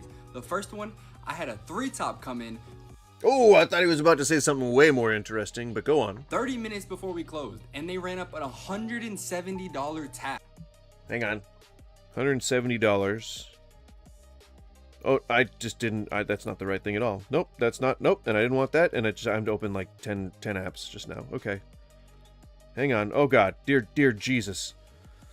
170 times 0.20 is $34. Let's see what he says that they left. And they tipped me $0. And then another tip, and this was a very difficult table. They end up paying cash. They gave me 30 cents. They gave me enough to go get a gumball. And then you have the people saying, oh, don't be mad at me. You should be mad at your employer for not. Well, okay. Well, yes, but and you should be mad at them. You should be mad at your employer and at the person who just took food out of your mouth. Like, you should definitely be mad at both sides. Yes, but be mad at both sides of that equation. But the thing is, your employer, typically, restaurant positions are at will. Typically, your employer can just get the fuck rid of you if he wants to. And a lot of the time, restaurant workers are under the table, often undocumented, so those are very literally the only jobs that they can get. And if the owner says, well, kick rocks, bye-bye, then you're kind of shit out of luck. Paying you enough. So you know that my employer doesn't pay me a livable wage, and you still choose to not tip me, which means you're going to the restaurant, giving my employer money, and not giving me any money. There you go. This is what I'm saying. That's the logic. Well, I feel bad that your employer's screwing you so much that I'm going to vote with my wallet. I'm going to take the right stance. I'm going to take the moral stance, and I'm going to vote with my wallet. So that way, your owner gets money from me. And even if I return and not tip again, your owner's still going to get money from me, and you're not going to see any. But that's a problem with you and the owner. You take that up with him. But see you next week. That's the logic there. God damn. Oh, okay. The moral of the story, if you don't think you should tip your servers, you should stay home, order takeout, and you can serve yourself. Can you please stop? That's like, I mean, I think it's the easiest thing to say, and it's the thing that people just never fucking listen to. Like, it's a choice to go out. Like, you make a choice to go out. It's something that you could very easily just do yourself. Like, you can't just pay yourself, so I can't just choose to work in any capacity that I want. And sometimes the choice where to work is not often a choice. Some people have families that they have to support. They have to be nearby. They often work off hours, which is like not during 9 to 5, not during Monday through Friday. So when there's a need for like a parent-teacher conference or a need to take your kid to a game or something like that, that all happens while you're supposed to be at work. So either you have to have time off, you have to have a sitter, you have to incur more fucking costs and debt in order just to live, in order just to get to work, that you then get stiffed by people who would rather pay your employer but not you.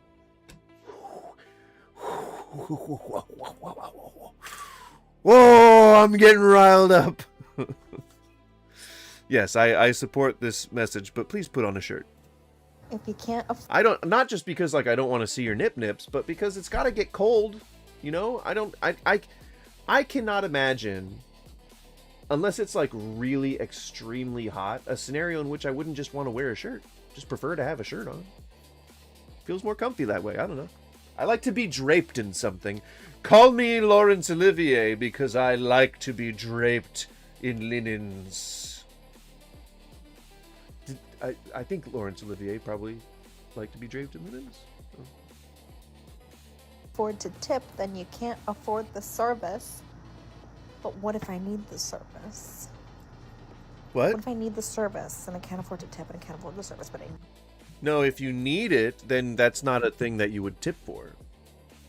Who's making that argument? I don't think that anybody's making that argument. This is all, it's all, tipping is based on a convenience thing. It's like a bid for service. I need the service. Do you need to go out and eat? Not tipping makes the service more affordable. And I need... No, if you can't afford to go out and eat, then you can't, like, or if you can't afford to tip, then you cannot afford to go out and eat. Plain and simple. That's not a bad thing. Nobody gives a shit if you're poor. You just can't afford to go out and eat. Like, oh, well, I had to pay a different bill this, I had to incur a medical cost or something like that. I gotta keep the belt tight this week. Nobody cares. What? If you can't afford to tip, then you can't afford the... Nobody, tipping culture's ableist, you heard me. You don't need a service that you would normally tip for. I don't know what the fuck you think service that you need is forcing you to tip.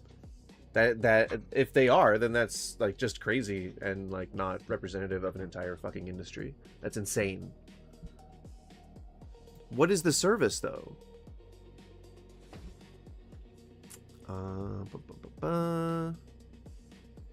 Do you have an example of service you need that involves tipping? For me, mainly grocery delivery.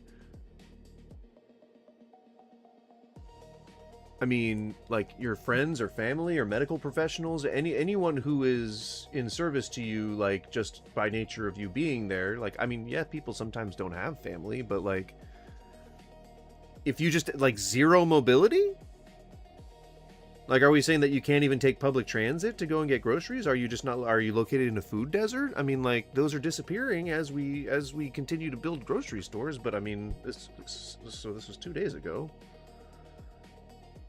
Does it say if you're doing Pilates, girl? If you're doing Pilates, then there's no service. You don't need grocery delivery. What the fuck? Look, 2 working legs. So I walk through the valley. I won't be afraid. But what was it? But what is wrong with you? I know that people don't like just share normally, but like I have to reply to this comment because I genuinely stupid ableist comments. Okay, but what? But cannot believe that someone could be this dumb. Regardless of your personal situation, delivery services are considered luxuries. That sentence? Like, did you proofread? I think what you meant to say that depending on your situation, this grocery delivery is literally a necessity for them to survive. You also then came back with a grocery. What? No, actually, not from a premium delivery service. No, there are hospice services, there are hospital services, there are you know, just government funded, like people that get hired through these offices that come and help people who are disabled. Like,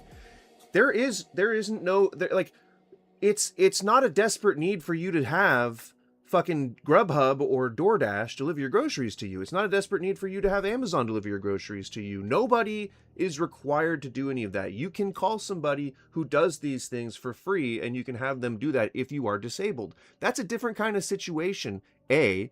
B, you're not required to get a premium delivery service to deliver to you if you're in a position where you need delivery in order to survive. First of all, nobody needs delivery to survive. I'm not going to just assume that you're ambulatory, but there are pictures of you standing up and moving around. Like, and you do Pilates, so I'm not sure. It may cause you immense pain or something like that. I can't just assume that I know your situation, but it's very reckless to start advocating against an entire industry, or at least advocating against an entire aspect of our social culture that we put onto an entire industry simply because you can't do that. Simply because you can't make the trip. If you can't tip, don't tip. And if we're in a position where you absolutely need this specific service and they expect a tip, then just don't tip. Nobody's gonna judge you for that. Nobody. Least of all the people involved in this chain of custody that apparently you need to survive. I just don't believe that it's a requirement that you are either physically unable to get somebody to do it or physically unable to do it yourself with all of the different services that we have that help the disabled. I mean, see, look. See, like, this, obviously, like, you have some mobility issues. Like, why not fucking, like, say that so that people could understand where you're coming from instead of just sounding like someone who's, well, because that's what gets views. God damn it, have I been rage baited? Can we settle this one? I might have been rage bait. This might have been rage bait.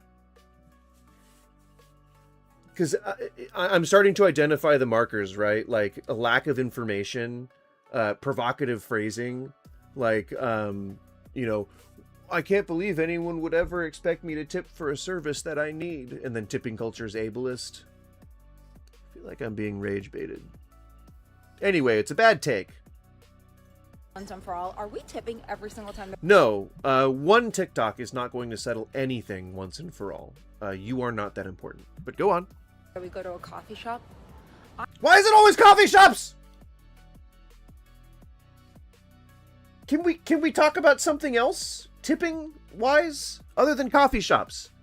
I think everybody's annoyed that they're being asked to tip at coffee shops. I don't think anybody isn't annoyed about that.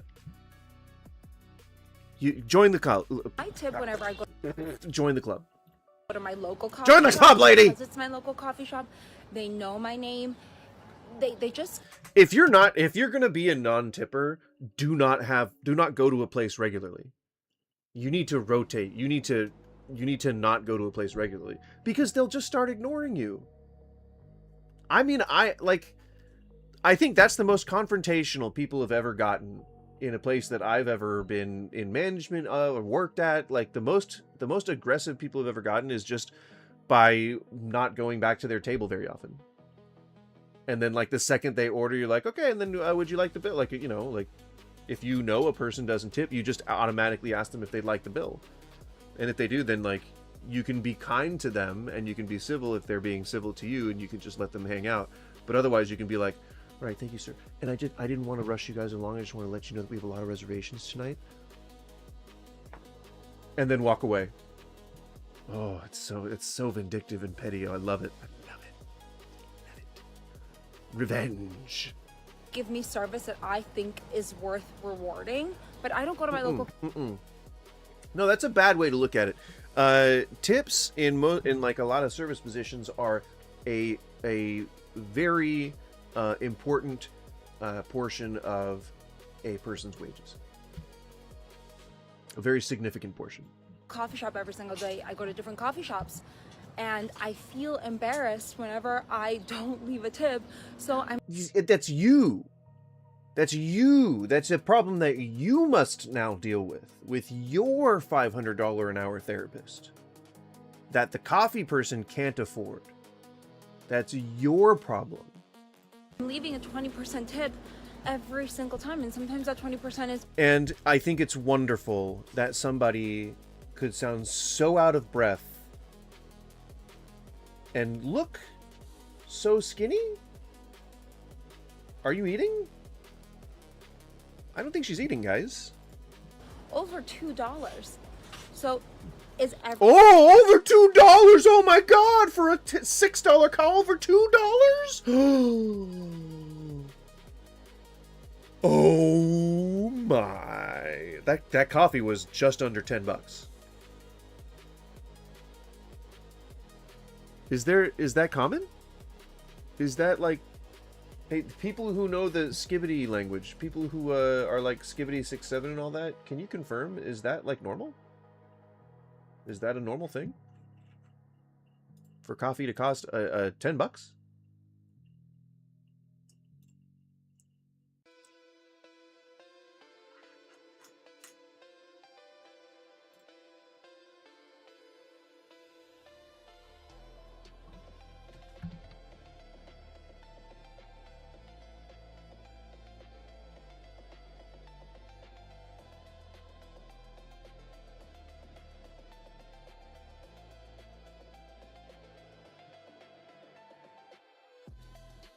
Everyone tipping every time they go to a coffee shop? Like, can you guys tell me so I'm not out here embarrassing myself? Can we settle this once and for all? Are we tipping every single time that we go to a coffee shop? Why are you asking people on TikTok for advice on how to live life? Like, isn't the whole point of Il Dolce Vita to like live life sweetly? You know, like actually experience it yourself instead of asking strangers for advice. It's weird. Real strange. Think about this. You and I go... Let's think about this! Let's think about it! To a restaurant. You order the bone-in ribeye that's $120. And you leave a... God, I'm so bad at short math. And you leave a $24 tip. If that's the only thing you got. Leave a $24 tip. If there's no tax, well, you don't tip on tax. You get what I'm saying. And I order the salmon, which is $40. Which you would then add a $6 tip on to?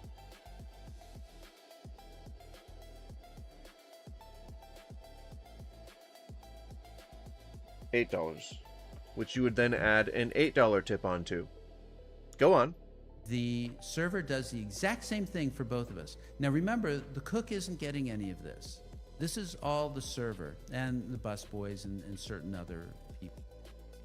Yeah, so that would be then like a $52 tip.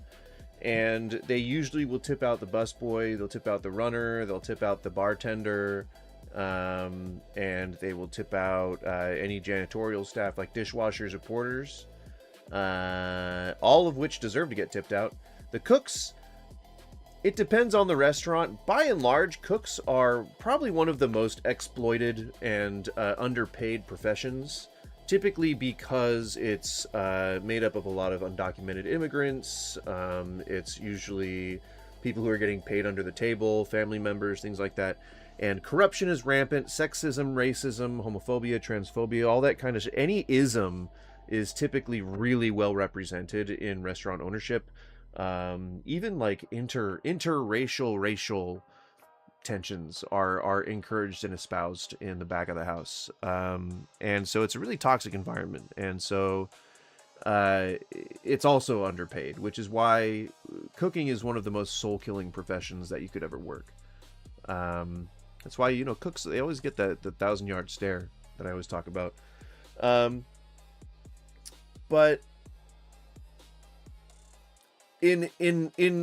I would say maybe like half the cases, unfortunately, it should be this way across the board. But in about half the cases, cooks will either get tipped out or they make enough that they don't need to get tipped out. And again, that is the minority. It usually is way more exploitative for the cook than it is for even the sous chef or the chef or any of the front of the house staff or the management. So the cook's usually the most shit upon role in a restaurant,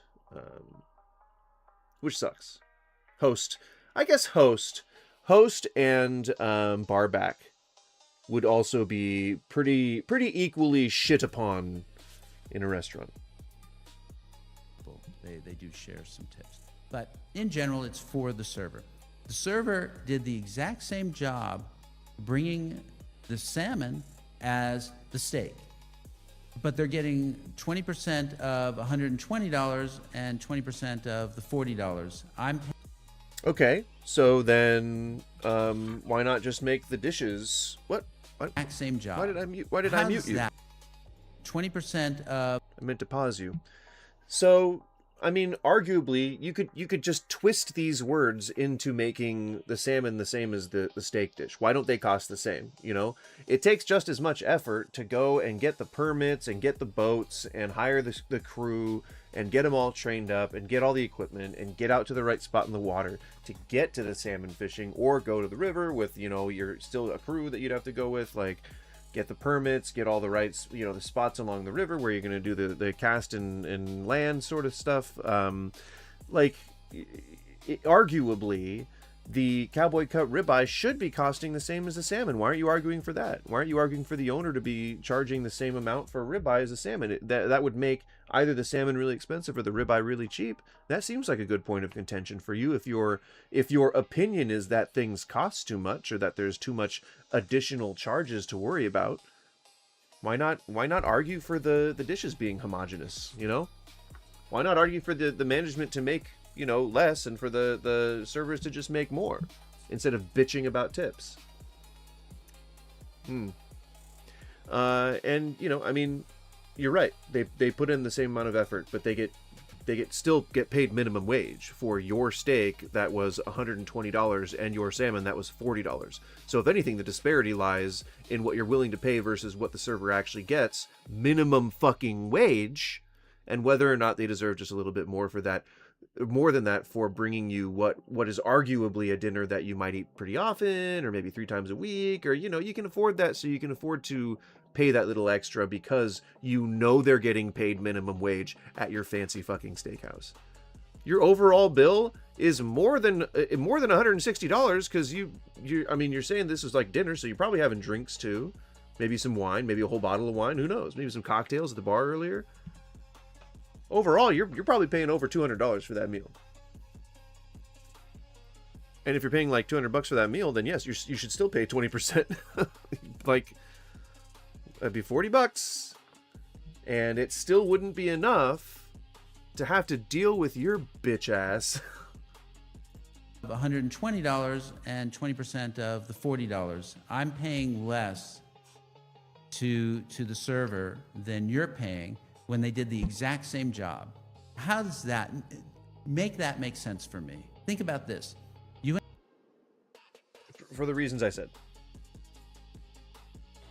Table for 2. Oh, I'm so sorry. So it's 30 minutes to close right now, so we actually don't take any more tables at this time. Oh, what? Since when? What type of establishment is this? Since since restaurants began, if you were to show up in medieval days, when you would show up at an inn where they would have food laid out, there would be a time which the food would not be laid out anymore. So if you sat down and you tried to order some food, you would be denied if it was too close to closing time. From the beginning of the inception of restaurants in general, and then you would then be offered a room, and then you would probably be able to catch some breakfast. But it's like that's not. It's always been a thing. It has always been a thing, and it's not a bad idea either that you don't go in half an hour before close. I mean, there's like arbitrary lines, like, oh, I don't think it should be an hour before close. I don't think it should be a half hour before close. Whatever people feel is right for them. some people, they start pre-closing and then they don't even close down until the exact time. So it doesn't matter really. What matters is the idea that you can just walk in someplace knowing it's going to take you like an hour to eat and just not have any regard for the fact that those people are going to want to go home at the end of their shift. That's disrespectful, and that's bullshit. Well, since the whole no tipping thing, restaurants don't take late customers anymore, so... No. What? No. That's been a thing for hundreds of years. Have you never heard of that? That's a thing for hundreds of years, that you don't go into a place before they close when you know that you're going to keep them there. That's been... since mob movies demonstrate that. Like, hey, Bobby, I don't want to keep you any longer. No, it's okay, Tony. It's fine. I ain't got no place to go. It's okay. Like, even in fucking mob movies, they appreciate the servers, the maitre d's time. Yeah, labor laws and such. Have a good night. I mean, that's a bad way to present that logic. It isn't just labor laws. It's that it's disrespectful to show up half an hour before. Like, again, unless you know that you can get in and out under 10 minutes so that person can still have a reasonable amount of time to go and leave and, like, I don't know. It just I don't know. It just doesn't ring respectful to me. Nah, host is easy. I mean, I guess it's kind of easy. You still have to coordinate with the rest of the servers, just tell them which section their tables are in and lead people to tables and shit. I don't know. I guess it is easy, but like, I don't know. It depends on how much responsibility you have. Depends on what other work you have to do. You know. How's your food tasting? This well done steak is Forgive the bad acting. disgusting, and I need you to take it Well done steak is disgusting. Yep, that's what you ordered. back and give me a new one immediately. I apologize for the inconvenience, but however, you're gonna have to buy Don't say but, however. That's redundant. Just say however. a new steak because we don't give out free items anymore.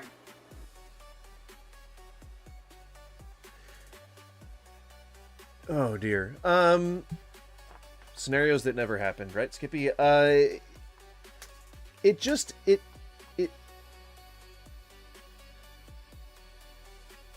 There is no way that you could just cancel tip culture, first of all. I just don't think that the premise for the entire video is wrong. It wouldn't happen like that. It would happen extremely gradually. People are trying to get it to happen right now, but the NRA just has such a monopoly on lobbyist groups that it's kind of hard, like they have a monopoly on the vote now. I'm not using monopoly in the legal term. So that's just probably never going to happen. But this is all just implausible. I don't know. It's hard to really assess a lot of this, knowing that it's like a universe in which people have stopped tipping altogether. Oh, it's 8 o'clock. But whether or not you tip has nothing to do with whether or not the service is at a basic level. You know, like you just work a job. Like, the tip isn't the reason why you work the job. You work the job and then you receive a tip as payment. Like, it's just weird. It's a weird perspective. But if you messed up someone's order, then you would just get them a new order.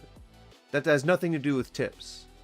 Like, nothing whatsoever. So if we stopped doing tips all of a sudden collectively as a society, you would still get a replacement steak. So the level of service wouldn't fall immediately just because people aren't getting tips anymore. They'd be paid a minimum wage. Like, they'd be paid a higher wage. So I don't know. That's weird. Wait, don't you still have like 2 tables?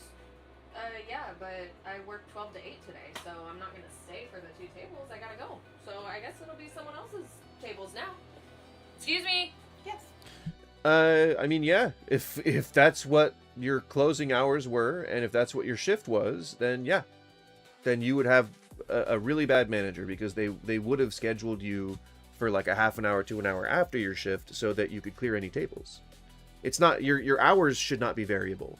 I mean, they are in the restaurant world, and that's shitty, but everyone should be able to work a reliable, dependable, regular schedule with guaranteed hours. Just in general. And it's just not, that's not happening. Like, I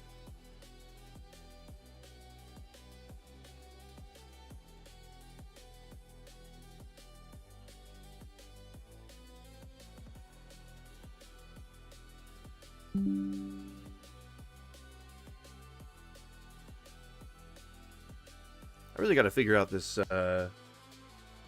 what you call it, this G4 NVIDIA broadcast thing. Maybe just don't use broadcast, I guess. But I can't get the green screen thing if I don't use broadcast. I guess I could just use my actual green screen. I use this because I'm lazy and I don't want to put up my green screen every day. What can you do? You can't do nothing. Where's my refill? You need a refill? Yes. Okay, that's gonna be $4.79 today. Why would we start all of a sudden just charging for things that we weren't charging for before if tipping stopped? You would just raise prices across the board, but that doesn't mean you would start charging for water. It's weird. It's a weird, that's just a random thing to add into nothing. That, like, you just raise prices across the board. Like, what? Alright, here's that grilled shrimp for you. I need cocktail sauce. Oh, I'm sorry, we don't have cocktail sauce. Well, you're a server, so make it for me. I need cocktail sauce. I'm sorry, we have a house-made sauce that comes... I mean, no one would ever, like, say yes to that. Like, I'm not gonna make cocktail sauce. Well, I guess people would say, yeah, maybe like a family restaurant if like a kid was like, I want cocktail sauce, and they're like being like a little bitch baby. Yes, that's right. I called a kid a little bitch baby, but it's a hypothetical kid. And they're being like a little piece of shit, and they just like won't shut up. Then sure, you know, sure. Maybe you would go to the back and you'd very nicely ask your server, hey, I'm so sorry, but is there any way that you guys could give us some cocktail sauce? And they're like, oh, we don't have cocktail sauce. And then you would be like, you would be proactive and you would say, okay, let me see if I can look it up, and if maybe we can like mix it together or something like that. I throw a little extra money your way, whatever. But I mean, that's a rude customer, right? So the rude customer, you would just not acknowledge, you would not help them, you would be like, I'm not going to do that, or like I would appreciate if you use a better tone, or like I'm afraid I'm going to have somebody else serve you, or something like that. Like pass them off to somebody. Like you wouldn't just handle a rude customer by doing nothing, right? with our shrimp, but we don't have cocktail sauce. You're a server. Go make it. But again, nobody would ever be talking like exactly like that. Like, you're a server, can you make it for me?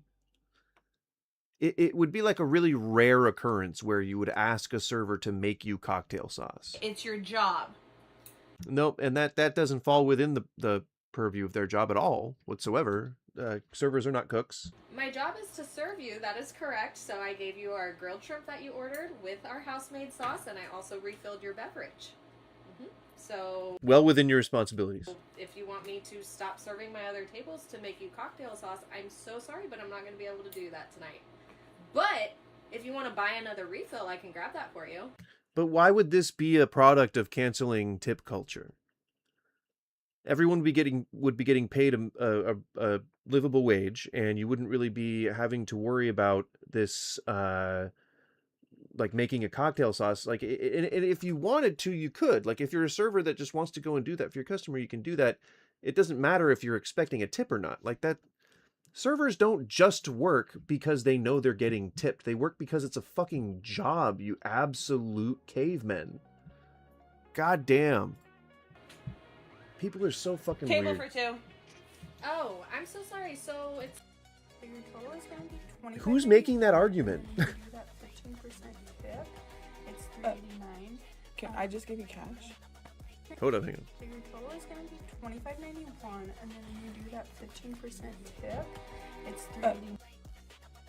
Okay, so your total is, did you say $3.91? Your total is going to be $25.91, and then when you do that... $25.91. Roll your eyes at the actual price of the thing that you just bought, but okay. That 15% tip, it's... Which is fair. 15% tip. You could facially wax yourself. That's a thing that you could be doing yourself, that you're choosing to do conveniently by utilizing the service of somebody else. Somebody else's hands are doing it. So therefore, tipping is pretty normal for that. I don't know if she's asking for one on top of it, but we shall see. 9. Can I just give you cash? Yeah, that doesn't absolve you from leaving a tip, but go ahead. Sorry, I already ran it through. Which would be customary if you left a card at the front and didn't indicate that you were paying in cash. Why? Because if you left your card at the front and you didn't indicate that you were paying with cash, then they were just going to swipe your card. Don't you usually give the customer a choice? Well, that's... A choice for what? just the most popular option. So your total is going to be $25.91, and then you... Oh, I get it. Okay, so this is just like a made-up scenario where someone went and added a tip on their own. That never happened. So, there you go. I'm not saying that has never happened. I'm saying that didn't happen to this person. Tipping culture is getting fucking crazy, okay? Yeah! Yeah, god damn it! Tipping culture is getting fucking crazy! Let's rap about it! I bring this up because today I went to Aroma Joe's, I went through the drive-thru, and of course, today's the one day I don't It's a goddamn coffee house again. Is it? I think maybe we're all on the same page. It's just coffee houses, and like coffee houses are the ones that are ruining it for everyone. That's probably what's going on. I bet you anything that's what's happening. That's my guess. fucking tip. God. Today's the day I don't fucking tip. So I'm at the drive-thru, they take my order, they go and start to make my food. They leave the window open, so I see the other employee that's also taking someone else's order, and he closes his window. And I hear him, and he's just like, man, they could have just given me another fucking $2. It's not that expensive to give me a tip. He turned. Yeah, you know, there are definitely people like that who engage in a predatory tip culture, and that's not cool. Don't endorse it. But that's not the majority of people, nor is it representative of the entire industry. You gotta stop doing that. You gotta stop letting one negative experience ruin your entire impression of something. It's never like a pile-up. It's never a build-up. It's always just one time screws up everything. And it's always negative shit. Like, you know, religious experiences are so few and far between in our lives that we can count the numbers of the time that we felt pure elation and joy on hands and toes. Yet every week something gets ruined for us because of one negative occasion or one negative event or one negative thing. Every time one thing gets set back, it just ruins the entire thing for us. I mean, that's just us as humans. We don't adjust to things. We don't adjust to change or unexpected changes very easily. But god damn, we gotta stop doing that. We really gotta stop letting our reptile brain drive us. Turns around, he sees that my window's open, goes over, like, shuts the door, slams it in my face. So I'm here to give you a fucking reality check. Okay, buddy? I want to start by saying I have a lot of empathy for you. It doesn't matter. I mean, I don't think that they meant to specifically target you with the slamming of the door. They just do that. I've had the drive-through door. Now, I don't know if you can tell, but I've gone out to eat before to a fast food restaurant. All right, I don't know if you're able to tell, but I've had the drive-through door slammed in my face a number of times, and not because of anything, just because those doors are heavy and they just slam shut. Like the workers don't treat them with any kind of respect. They just slam them open, slam them shut, like slide them open, whatever, like all kinds of force and shit. Like, it doesn't mean anything. They're not targeting you. They're not trying to insult you. They realize that you're overhearing their conversation, and he just wants to be respectful and close the door. Even if he didn't even look like he was trying to be respectful. That's just a muscle memory at this point. You sympathy, okay? Because I understand that you want tips because things are getting more expensive and you are underpaid. You know how I know that? Because all of us, everyone in fucking America is going through that, okay? We all are feeling it. So I So if my no! mole hair came back, so let me talk.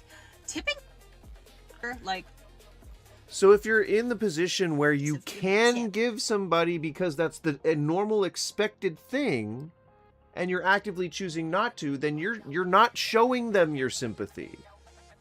You, like, if you treat them well, they will treat you well. Let's say you work at, like, I don't know, a mechanic's office, or if you work at, like, a library or something like that. Maybe not a library, it's, like, state-funded, but you get what I'm saying. Like, they're going to patronize more if they have more money to throw around. So they're going to get your services more, you know, like, goddamn, helping people helps people.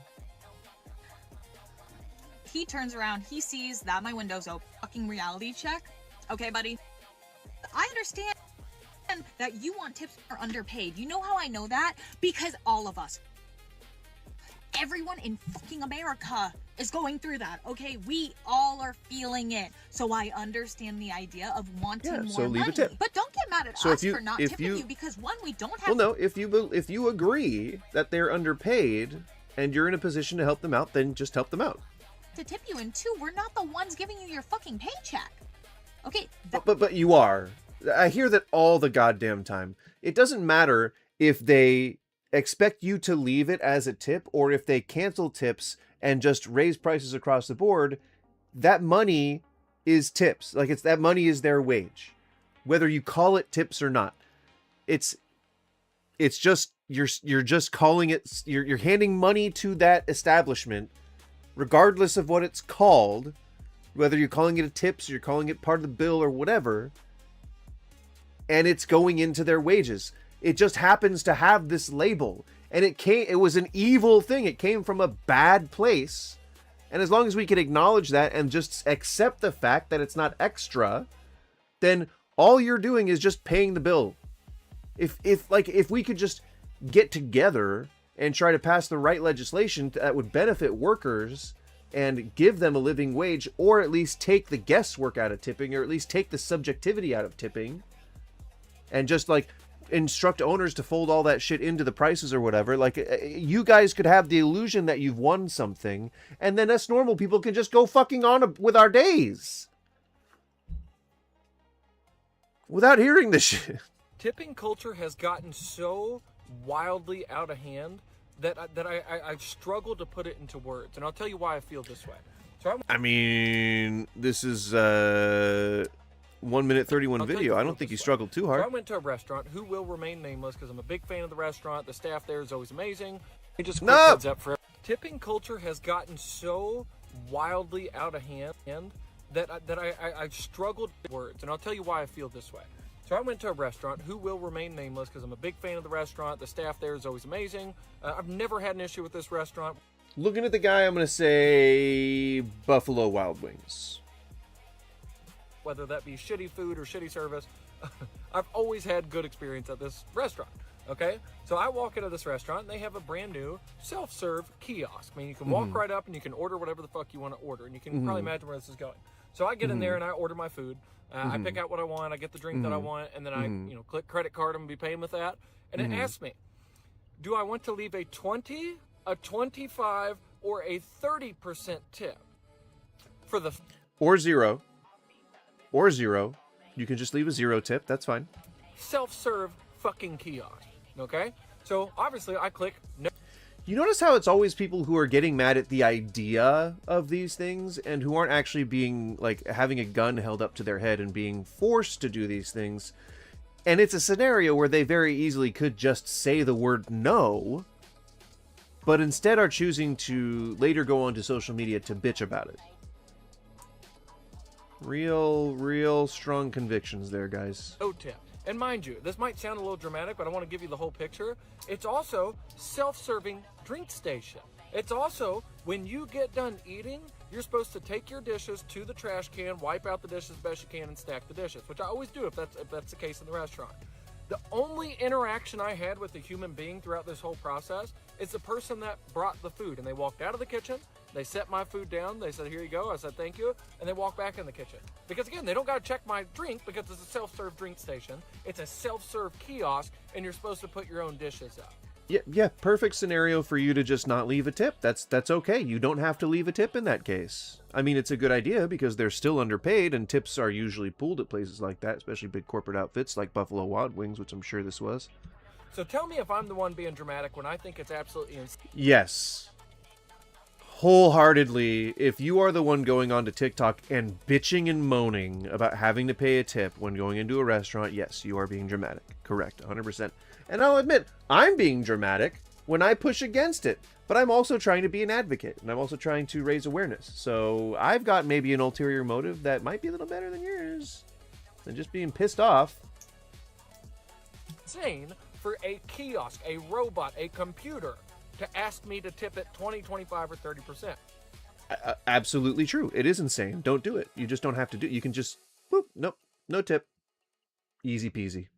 It's so easy. You just, boop, button, just boop, no tip. Tipping culture has gotten so... Right. See, your one experience is not representative of an entire fucking industry. Or an entire fucking, culture, tipping culture. It's not representative of that. Some places suck. Some services ask for tipping that shouldn't. I think people can acknowledge that, and anyone with a fucking brain can rub two brain cells together, or anyone with a fucking brain can rub those brain cells together, those many millions of brain cells, and determine whether or not you're supposed to tip in certain situations. It really is just common sense. And that's why, that's why they call it common sense. It's ironic. It's because it's not very common. Wildly out of hand that I struggle to put it into words. And I'll tell you why I feel this way. No, you didn't. A restaurant who will remain nameless. Yeah, they've lost their minds with tipping, right? So if I'm going to... You have to... Stop it! Yeah, they've lost their mind. But I gotta know, who's they? Who's they? Who's they lost their minds? Is it, who's they? Just anyone who's ever tipped ever? That's weird. There's a lot of different industries where you would tip. With tipping, right? So if I'm going to Chipotle, no, sorry. No one expects you to tip at Chipotle. Chipotle is owned by McDonald's. They give their workers really good wages. Like, I could make $15 an hour starting at Chipotle. And then they give full benefits and advancement opportunities. They got 100 locations. Like, it's... Chipotle is not hurting for... Their staff is not hurting for tips. I would say maybe 1%, maybe less than 1% of their income comes from tips. I'm not tipping you for scooping the rice into my Nobody's my asking you bowl while I to. stand No, I mean, in I know line. they ask to. If I'm I know they ask you to, but you don't have to. I would assume. I've never actually, since I was an adult, I haven't eaten. No, I have eaten. Since I was in my 20s, I have not eaten at Chipotle. So, do they actually ask you for a tip at Chipotle? But regardless if they do or not, you can just not tip at Chipotle. That's not a place where you should. Fast food restaurants, typically, no. Because you pay, they pay a part of your tuition at Chipotle. See what I mean? See what I mean? Like, they have perks that working in a restaurant doesn't. In line, I'm not tipping anyone. Okay. I'm sorry. Yeah, they've lost their minds. I mean, you have to stand in line to wait for a table. It just happens to be a fancy line where are sometimes chairs or bars that you can sit at that will help you kill time. But it's still a line. You're still in a queue of people. What a weird thing for a man who looks like he bathes in hand sanitizer to say. You have to give... Shut up. How do you like to tip? What am I tipping you? Well, this is AI. But I bet everyone's about to clap. For taking my order? For taking your order and making the drink? Let me get this straight. You want me to tip you for doing your job? It's always fucking coffee houses! I swear, coffee houses are going to be the last bastion of political unity between the two parties. We're all going to come together over our hate for tipping in coffee houses. I can get on board with you here. I mean, I think everyone deserves a living wage. And people on the right side definitely disagree with me on that. But... but I also don't think that people should be tipping in coffee houses. It's not designed that way. It's designed to be a small, like, neighborhood place where you kick a couple cents into the jar if you're feeling generous. The owner's supposed to, like, in this case, the people who say that the owner's supposed to be paying a living wage are correct. In coffee house's case. Job. And to top it off, you want at least 15%? Yes. Tipping culture is getting out of control.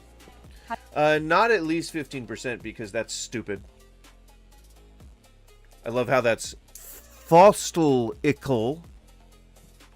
How do you like to tip? What am I tipping you for? Fostel-ickle.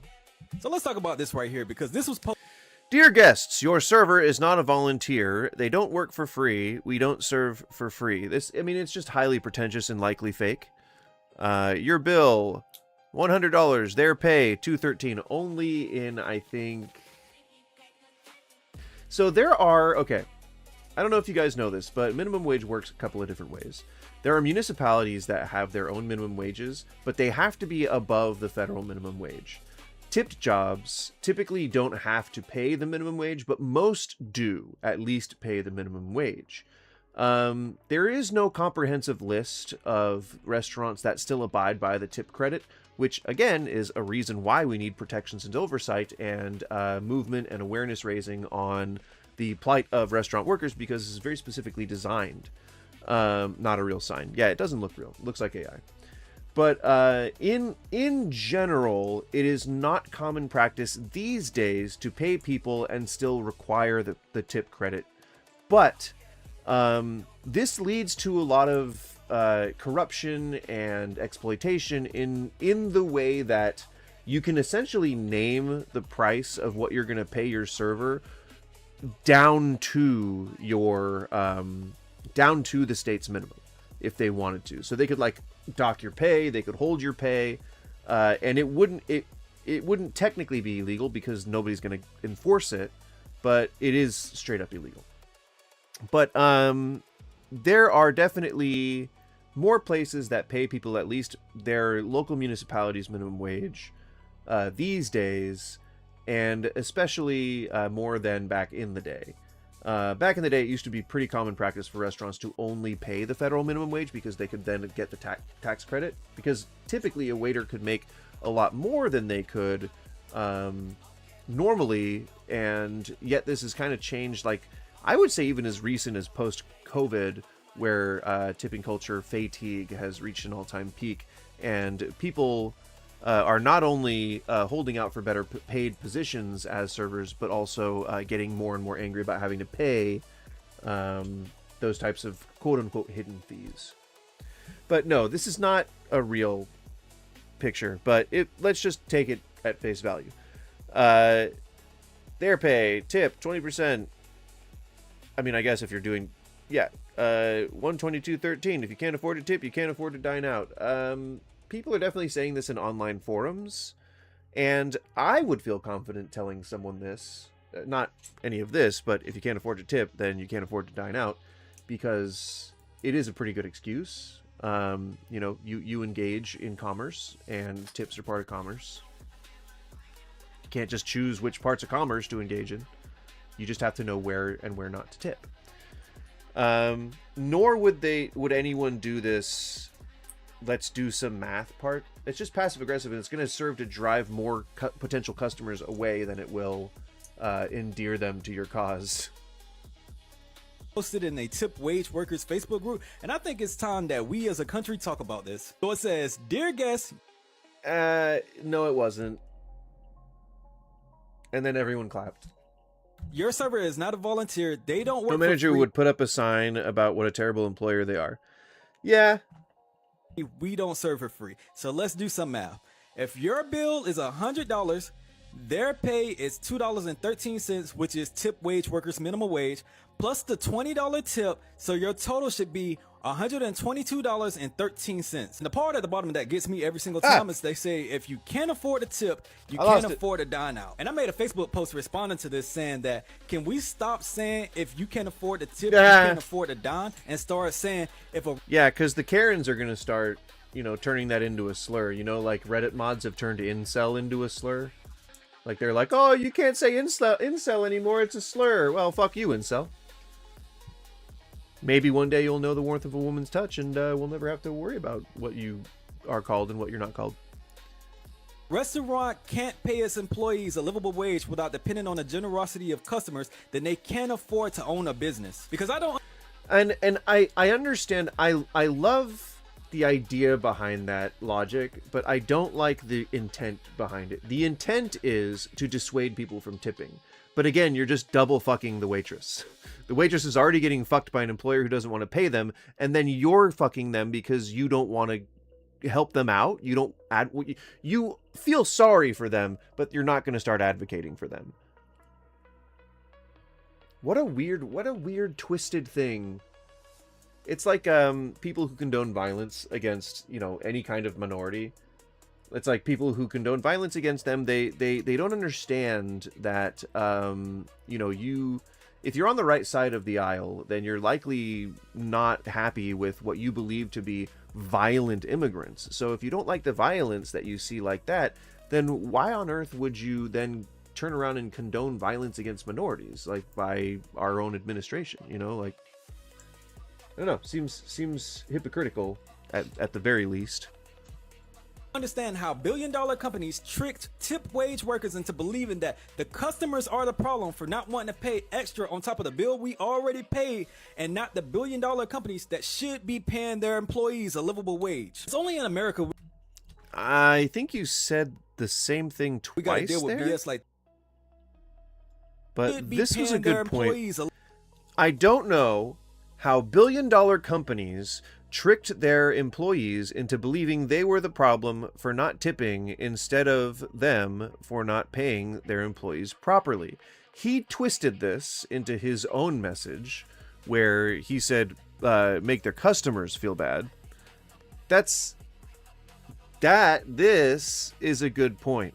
What he said is not. He's shifting the battle to be between the customers and the servers. That's not who's supposed to be fighting here. It's supposed to be everyone versus owners. It's supposed to be everyone versus corrupt lawmakers. It's supposed to be everyone versus corporations. Fuck, man. Suck their dick harder, man.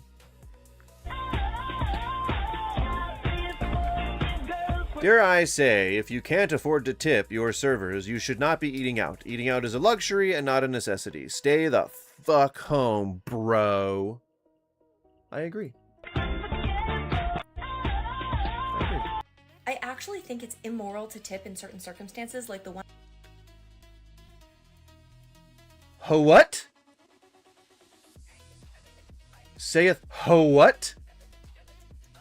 I'm about to show you. You are actively making the world a worse place to live by allowing yourself to be guilted into tipping for things where we don't already have an established norm for tipping, because you're contributing to predatory practices. And I'm sorry. No! No! If you choose not to tip, you are double fucking the people who you're pretending to have sympathy for. Dear Lord.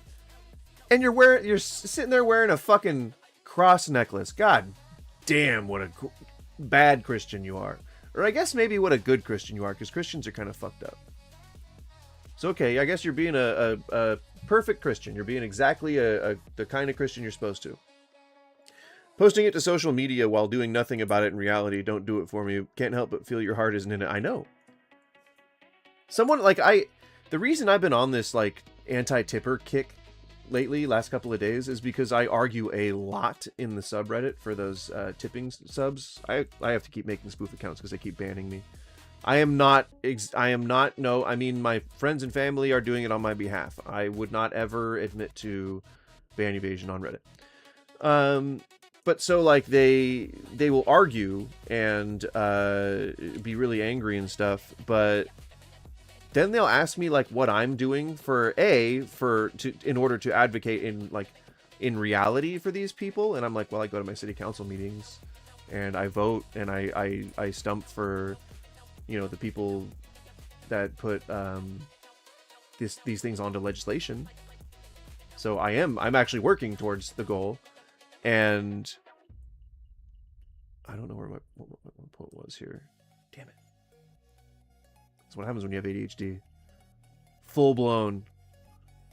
But they're not like doing. Oh, then they ask me if I'm like advocating for minimum wage workers too, and I'm like, well, bitch, yes.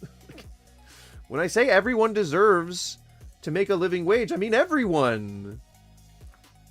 It's not, there's no caveats to that. Some of it is actually predatory. Like, this guy posted that he stayed at an Airbnb and got this message afterwards saying that they, quote, expect a tip from their guests, which is... This is such I feel like this is propaganda. Like, this is just false. I don't think this is real. Nobody, no Airbnb would say that they expect a tip from their guests. And this is ChatGPT, probably. Like, I mean, come on. Like, who the fuck puts that many emojis and things? I guess probably youngins? I don't know. But that's fucking stupid. That's not a thing. It's just incredible audacity in terms of phrasing, first of all. Of course, they include their guilt trip tipping levels, implying that you're insulting them if you only give them $15 or so. And I use Airbnb because, in my opinion, it's a I mean, I didn't pick that up. It feels like you're injecting that for no reason, but whatever. Example of something that historically no one has tipped for. I'm pretty sure you're not even supposed to ask for that. If it costs more, say that when the person is actually booking the Airbnb, but you don't need the bait and switch afterwards. And this applies to a lot of things. Nope, see, you're using a legal term, and people do that a lot. They say that it's a scam and that it's a bait and switch. That's not what that is. Don't get into definitional semantics, because you're gonna lose. Like, the law is not in anti-tippers' favor. The law is in the tippees' favor, and that is great for servers that make a lot of money through tips. But that's not good for your argument.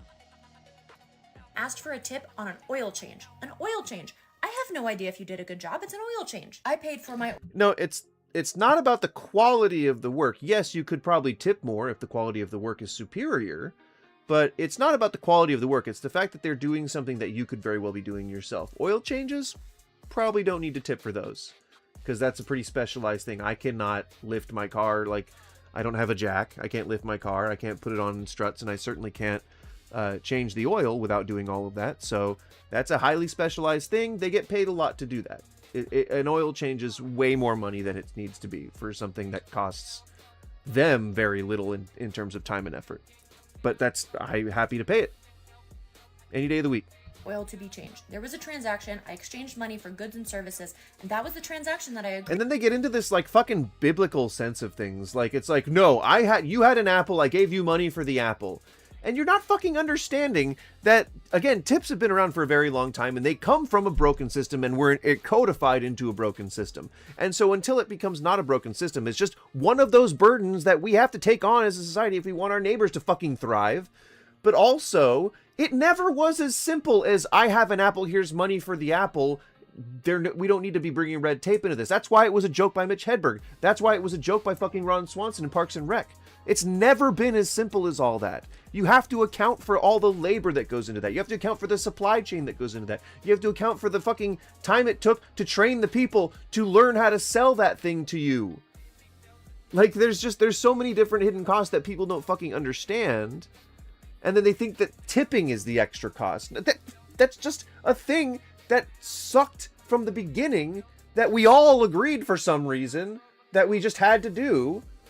It can change, but you have to advocate for that. You have to really actually make the change. You can't just vote with your wallet, because then you're, again, double fucking someone who you already agree is underpaid.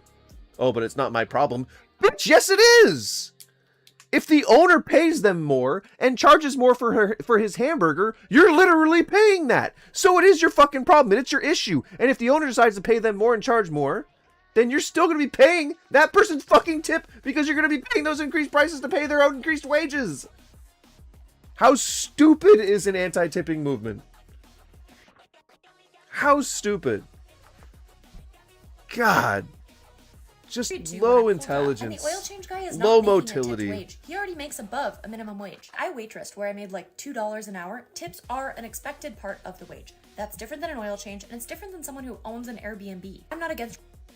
Right, and so then you use the thing that's called your brain, and you think to yourself, is this worthy of a tip? Is this something that I would be able to do myself?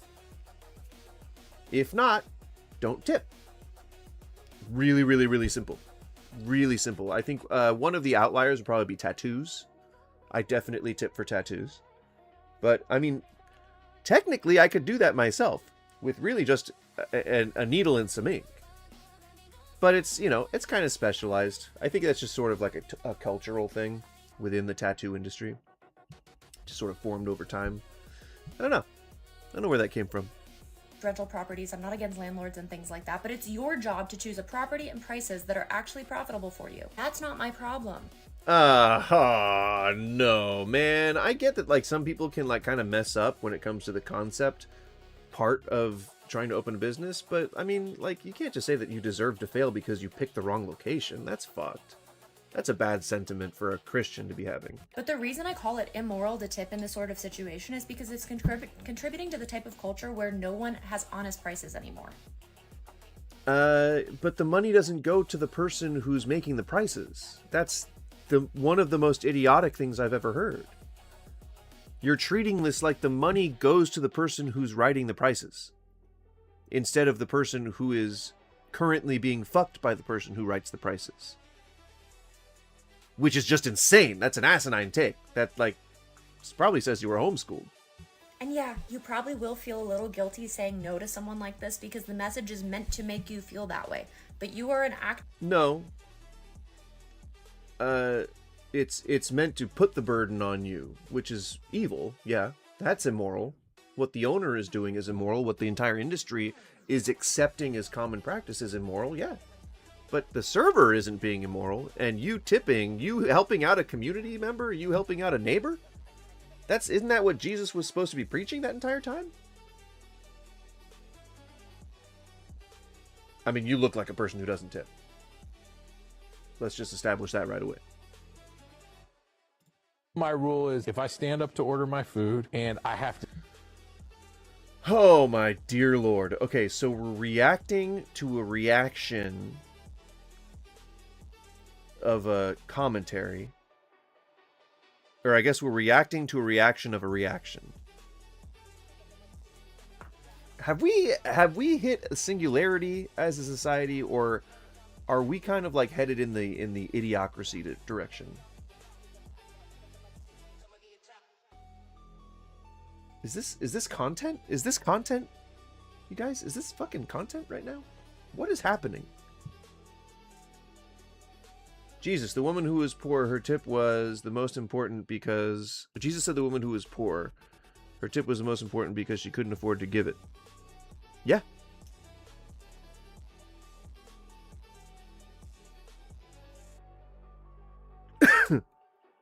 Oh no, my wife is asking me which nachos I want more.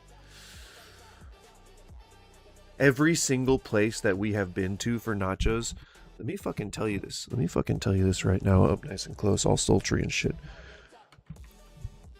Every place that we have been to for Nacho Week has been fucking delicious. Delicious. Is this content went out of business, unfortunately? Yeah. And Goose's Goods isn't doing so good either.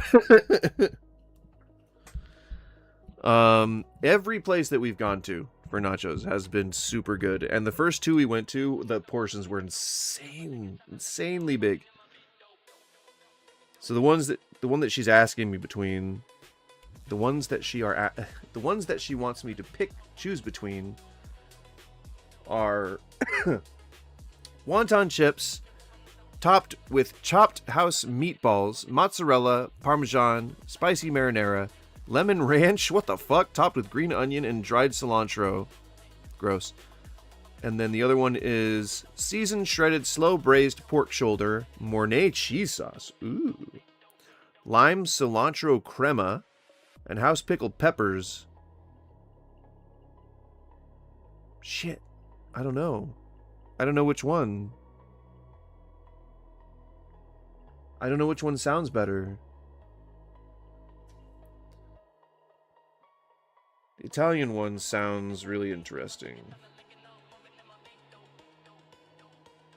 But the other one sounds really tasty.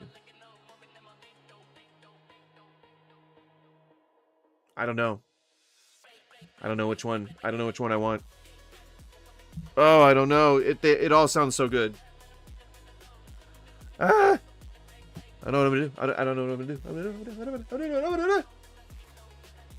don't know what I am gonna do is I'm gonna watch this video.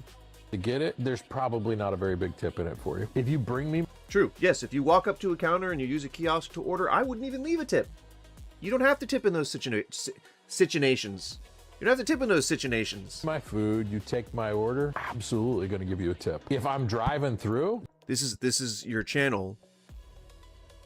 Your channel is that you sit there looking at your phone and then either nod or shake your head into the camera. There's no tip. You're doing your job. I came here to order a thing from you. You came here to sell a thing to me. That's great. That's the whole transaction. There is no extra transaction required. If somebody's doing... It's not extra. Tips are not extra. I don't know why people keep saying that.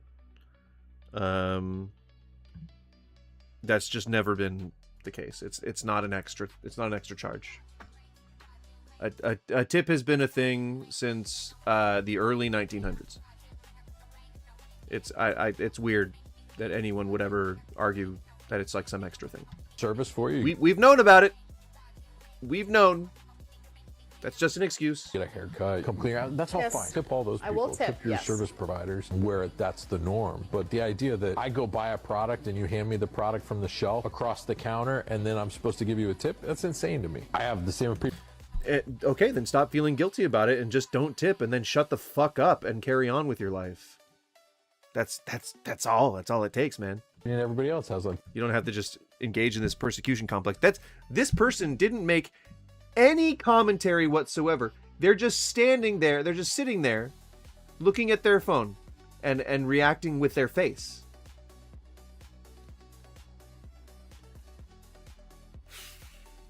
How many followers do they have? 24.9 thousand followers.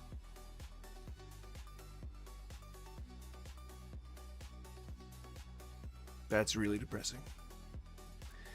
Okay, 3 waters, 3 Aperol spritzes, and some silverware. Are you guys wanting to eat? No, not really. What do you mean you don't want to eat? We're just here for the drinks. You're just here for a drink. Yeah, nobody would ever give you a problem for just being there for drinks, especially if you're getting that many drinks. Like that's a good bill. That's a decent bill. If a bill is like under $20 and it's like, why the fuck am I even sitting at table?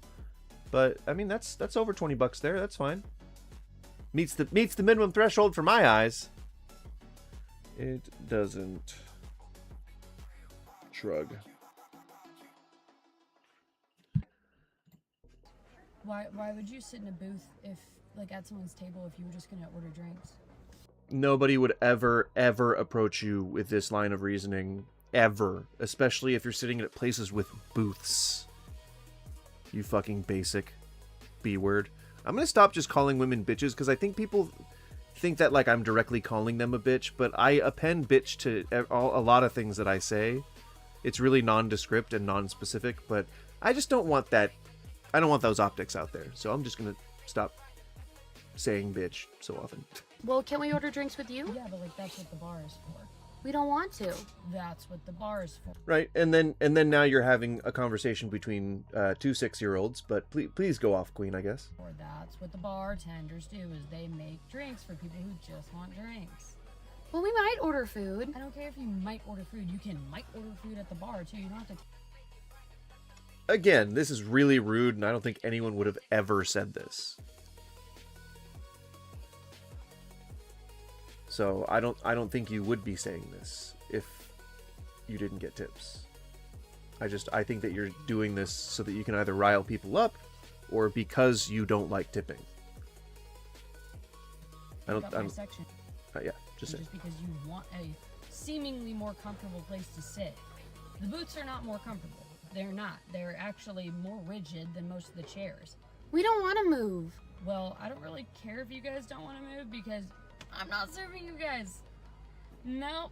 So when tipping stops, the serving stops. I mean, when tipping ends, if you didn't get tips, then you would probably be getting a higher wage, and you would probably have benefits, and you'd have guaranteed hours, and you'd have guaranteed shifts, so you wouldn't be as unhappy because you'd be making a decent living. It's just... So there'd be no reason for the service, the level of service to go down. You would just be getting paid comfortably, and that would be it. Like, you would still just be doing your job. It's just not worth it, because when I ignore you guys for too long because you're only drinking drinks, then you're gonna get annoyed at me, and I'm just not dealing with that. So let me go ahead and tap you guys out, and then we'll get you moved over to the bar, and if that's a problem, then we can go ahead and send you guys to your cars. Yeah. I mean, again, I think that these are like a twist. Like they're not like a real power fantasy, but it's like the reverse of a power fantasy. Like it's a persecution fantasy. Like I think these people just don't like tipping, and this is what they think would happen if people stopped tipping. Server for 2 years, and here's some of my best-selling tips. Or she was only a server for 2 years, in which case then we can, I guess, just give her the benefit of the doubt. Number one mentality you should have What? is Why making did the you mute? restaurant money. Oh, the battery ran out. I was like, what happened?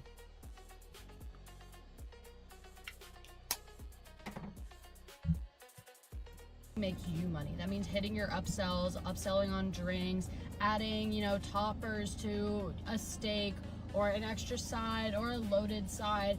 By hitting all of those extra things, not only are you making the restaurant money, but your check is also going. But how do you do that? The way I've always done it is mouth-watering detail. That means describing like the flavor components. This means adding all like the ingredients.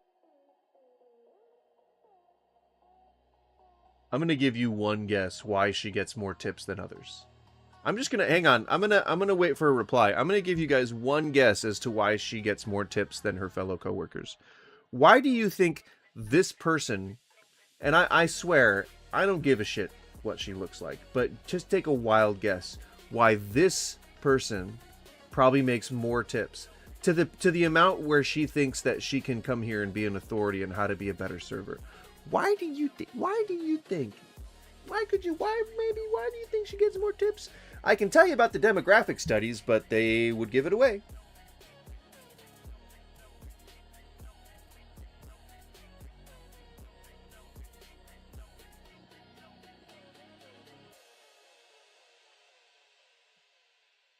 Nobody knows. Nobody has any guesses as to why she gets more tips.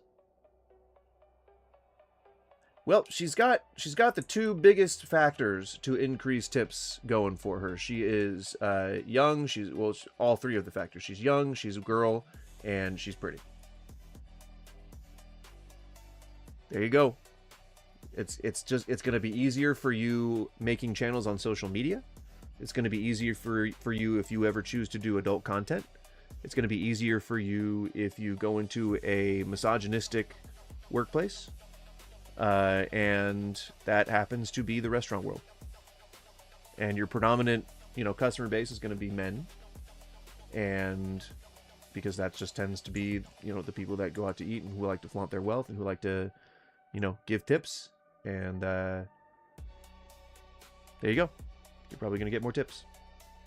But it doesn't mean that you're better at the job than anybody else, especially if you've only been doing it, or especially if you've only been doing it for 2 years.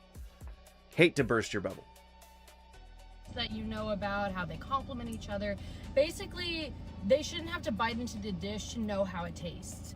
If someone asks if and you definitely, I would think that it's not the idea that you're good at describing food. I think the idea that an attractive woman is at a table filled with a group full of guys who want her to stand there saying words that they enjoy for probably as long as possible, and so they'll even like maybe tip as they go, like as if it was a Hooters. And you genuinely don't take that opportunity to, in my opinion, not for everybody, be honest on if you like it or not, how often you sell it. If you sell it a lot, then I say I don't personally like it, but I do have a lot of people buy it, or it's not my favorite. Probably don't say you don't like it, but you know what I'm getting at. And then if they deny the feature, take that as an opportunity to upsell them on something more expensive on the menu. Know your cocktail.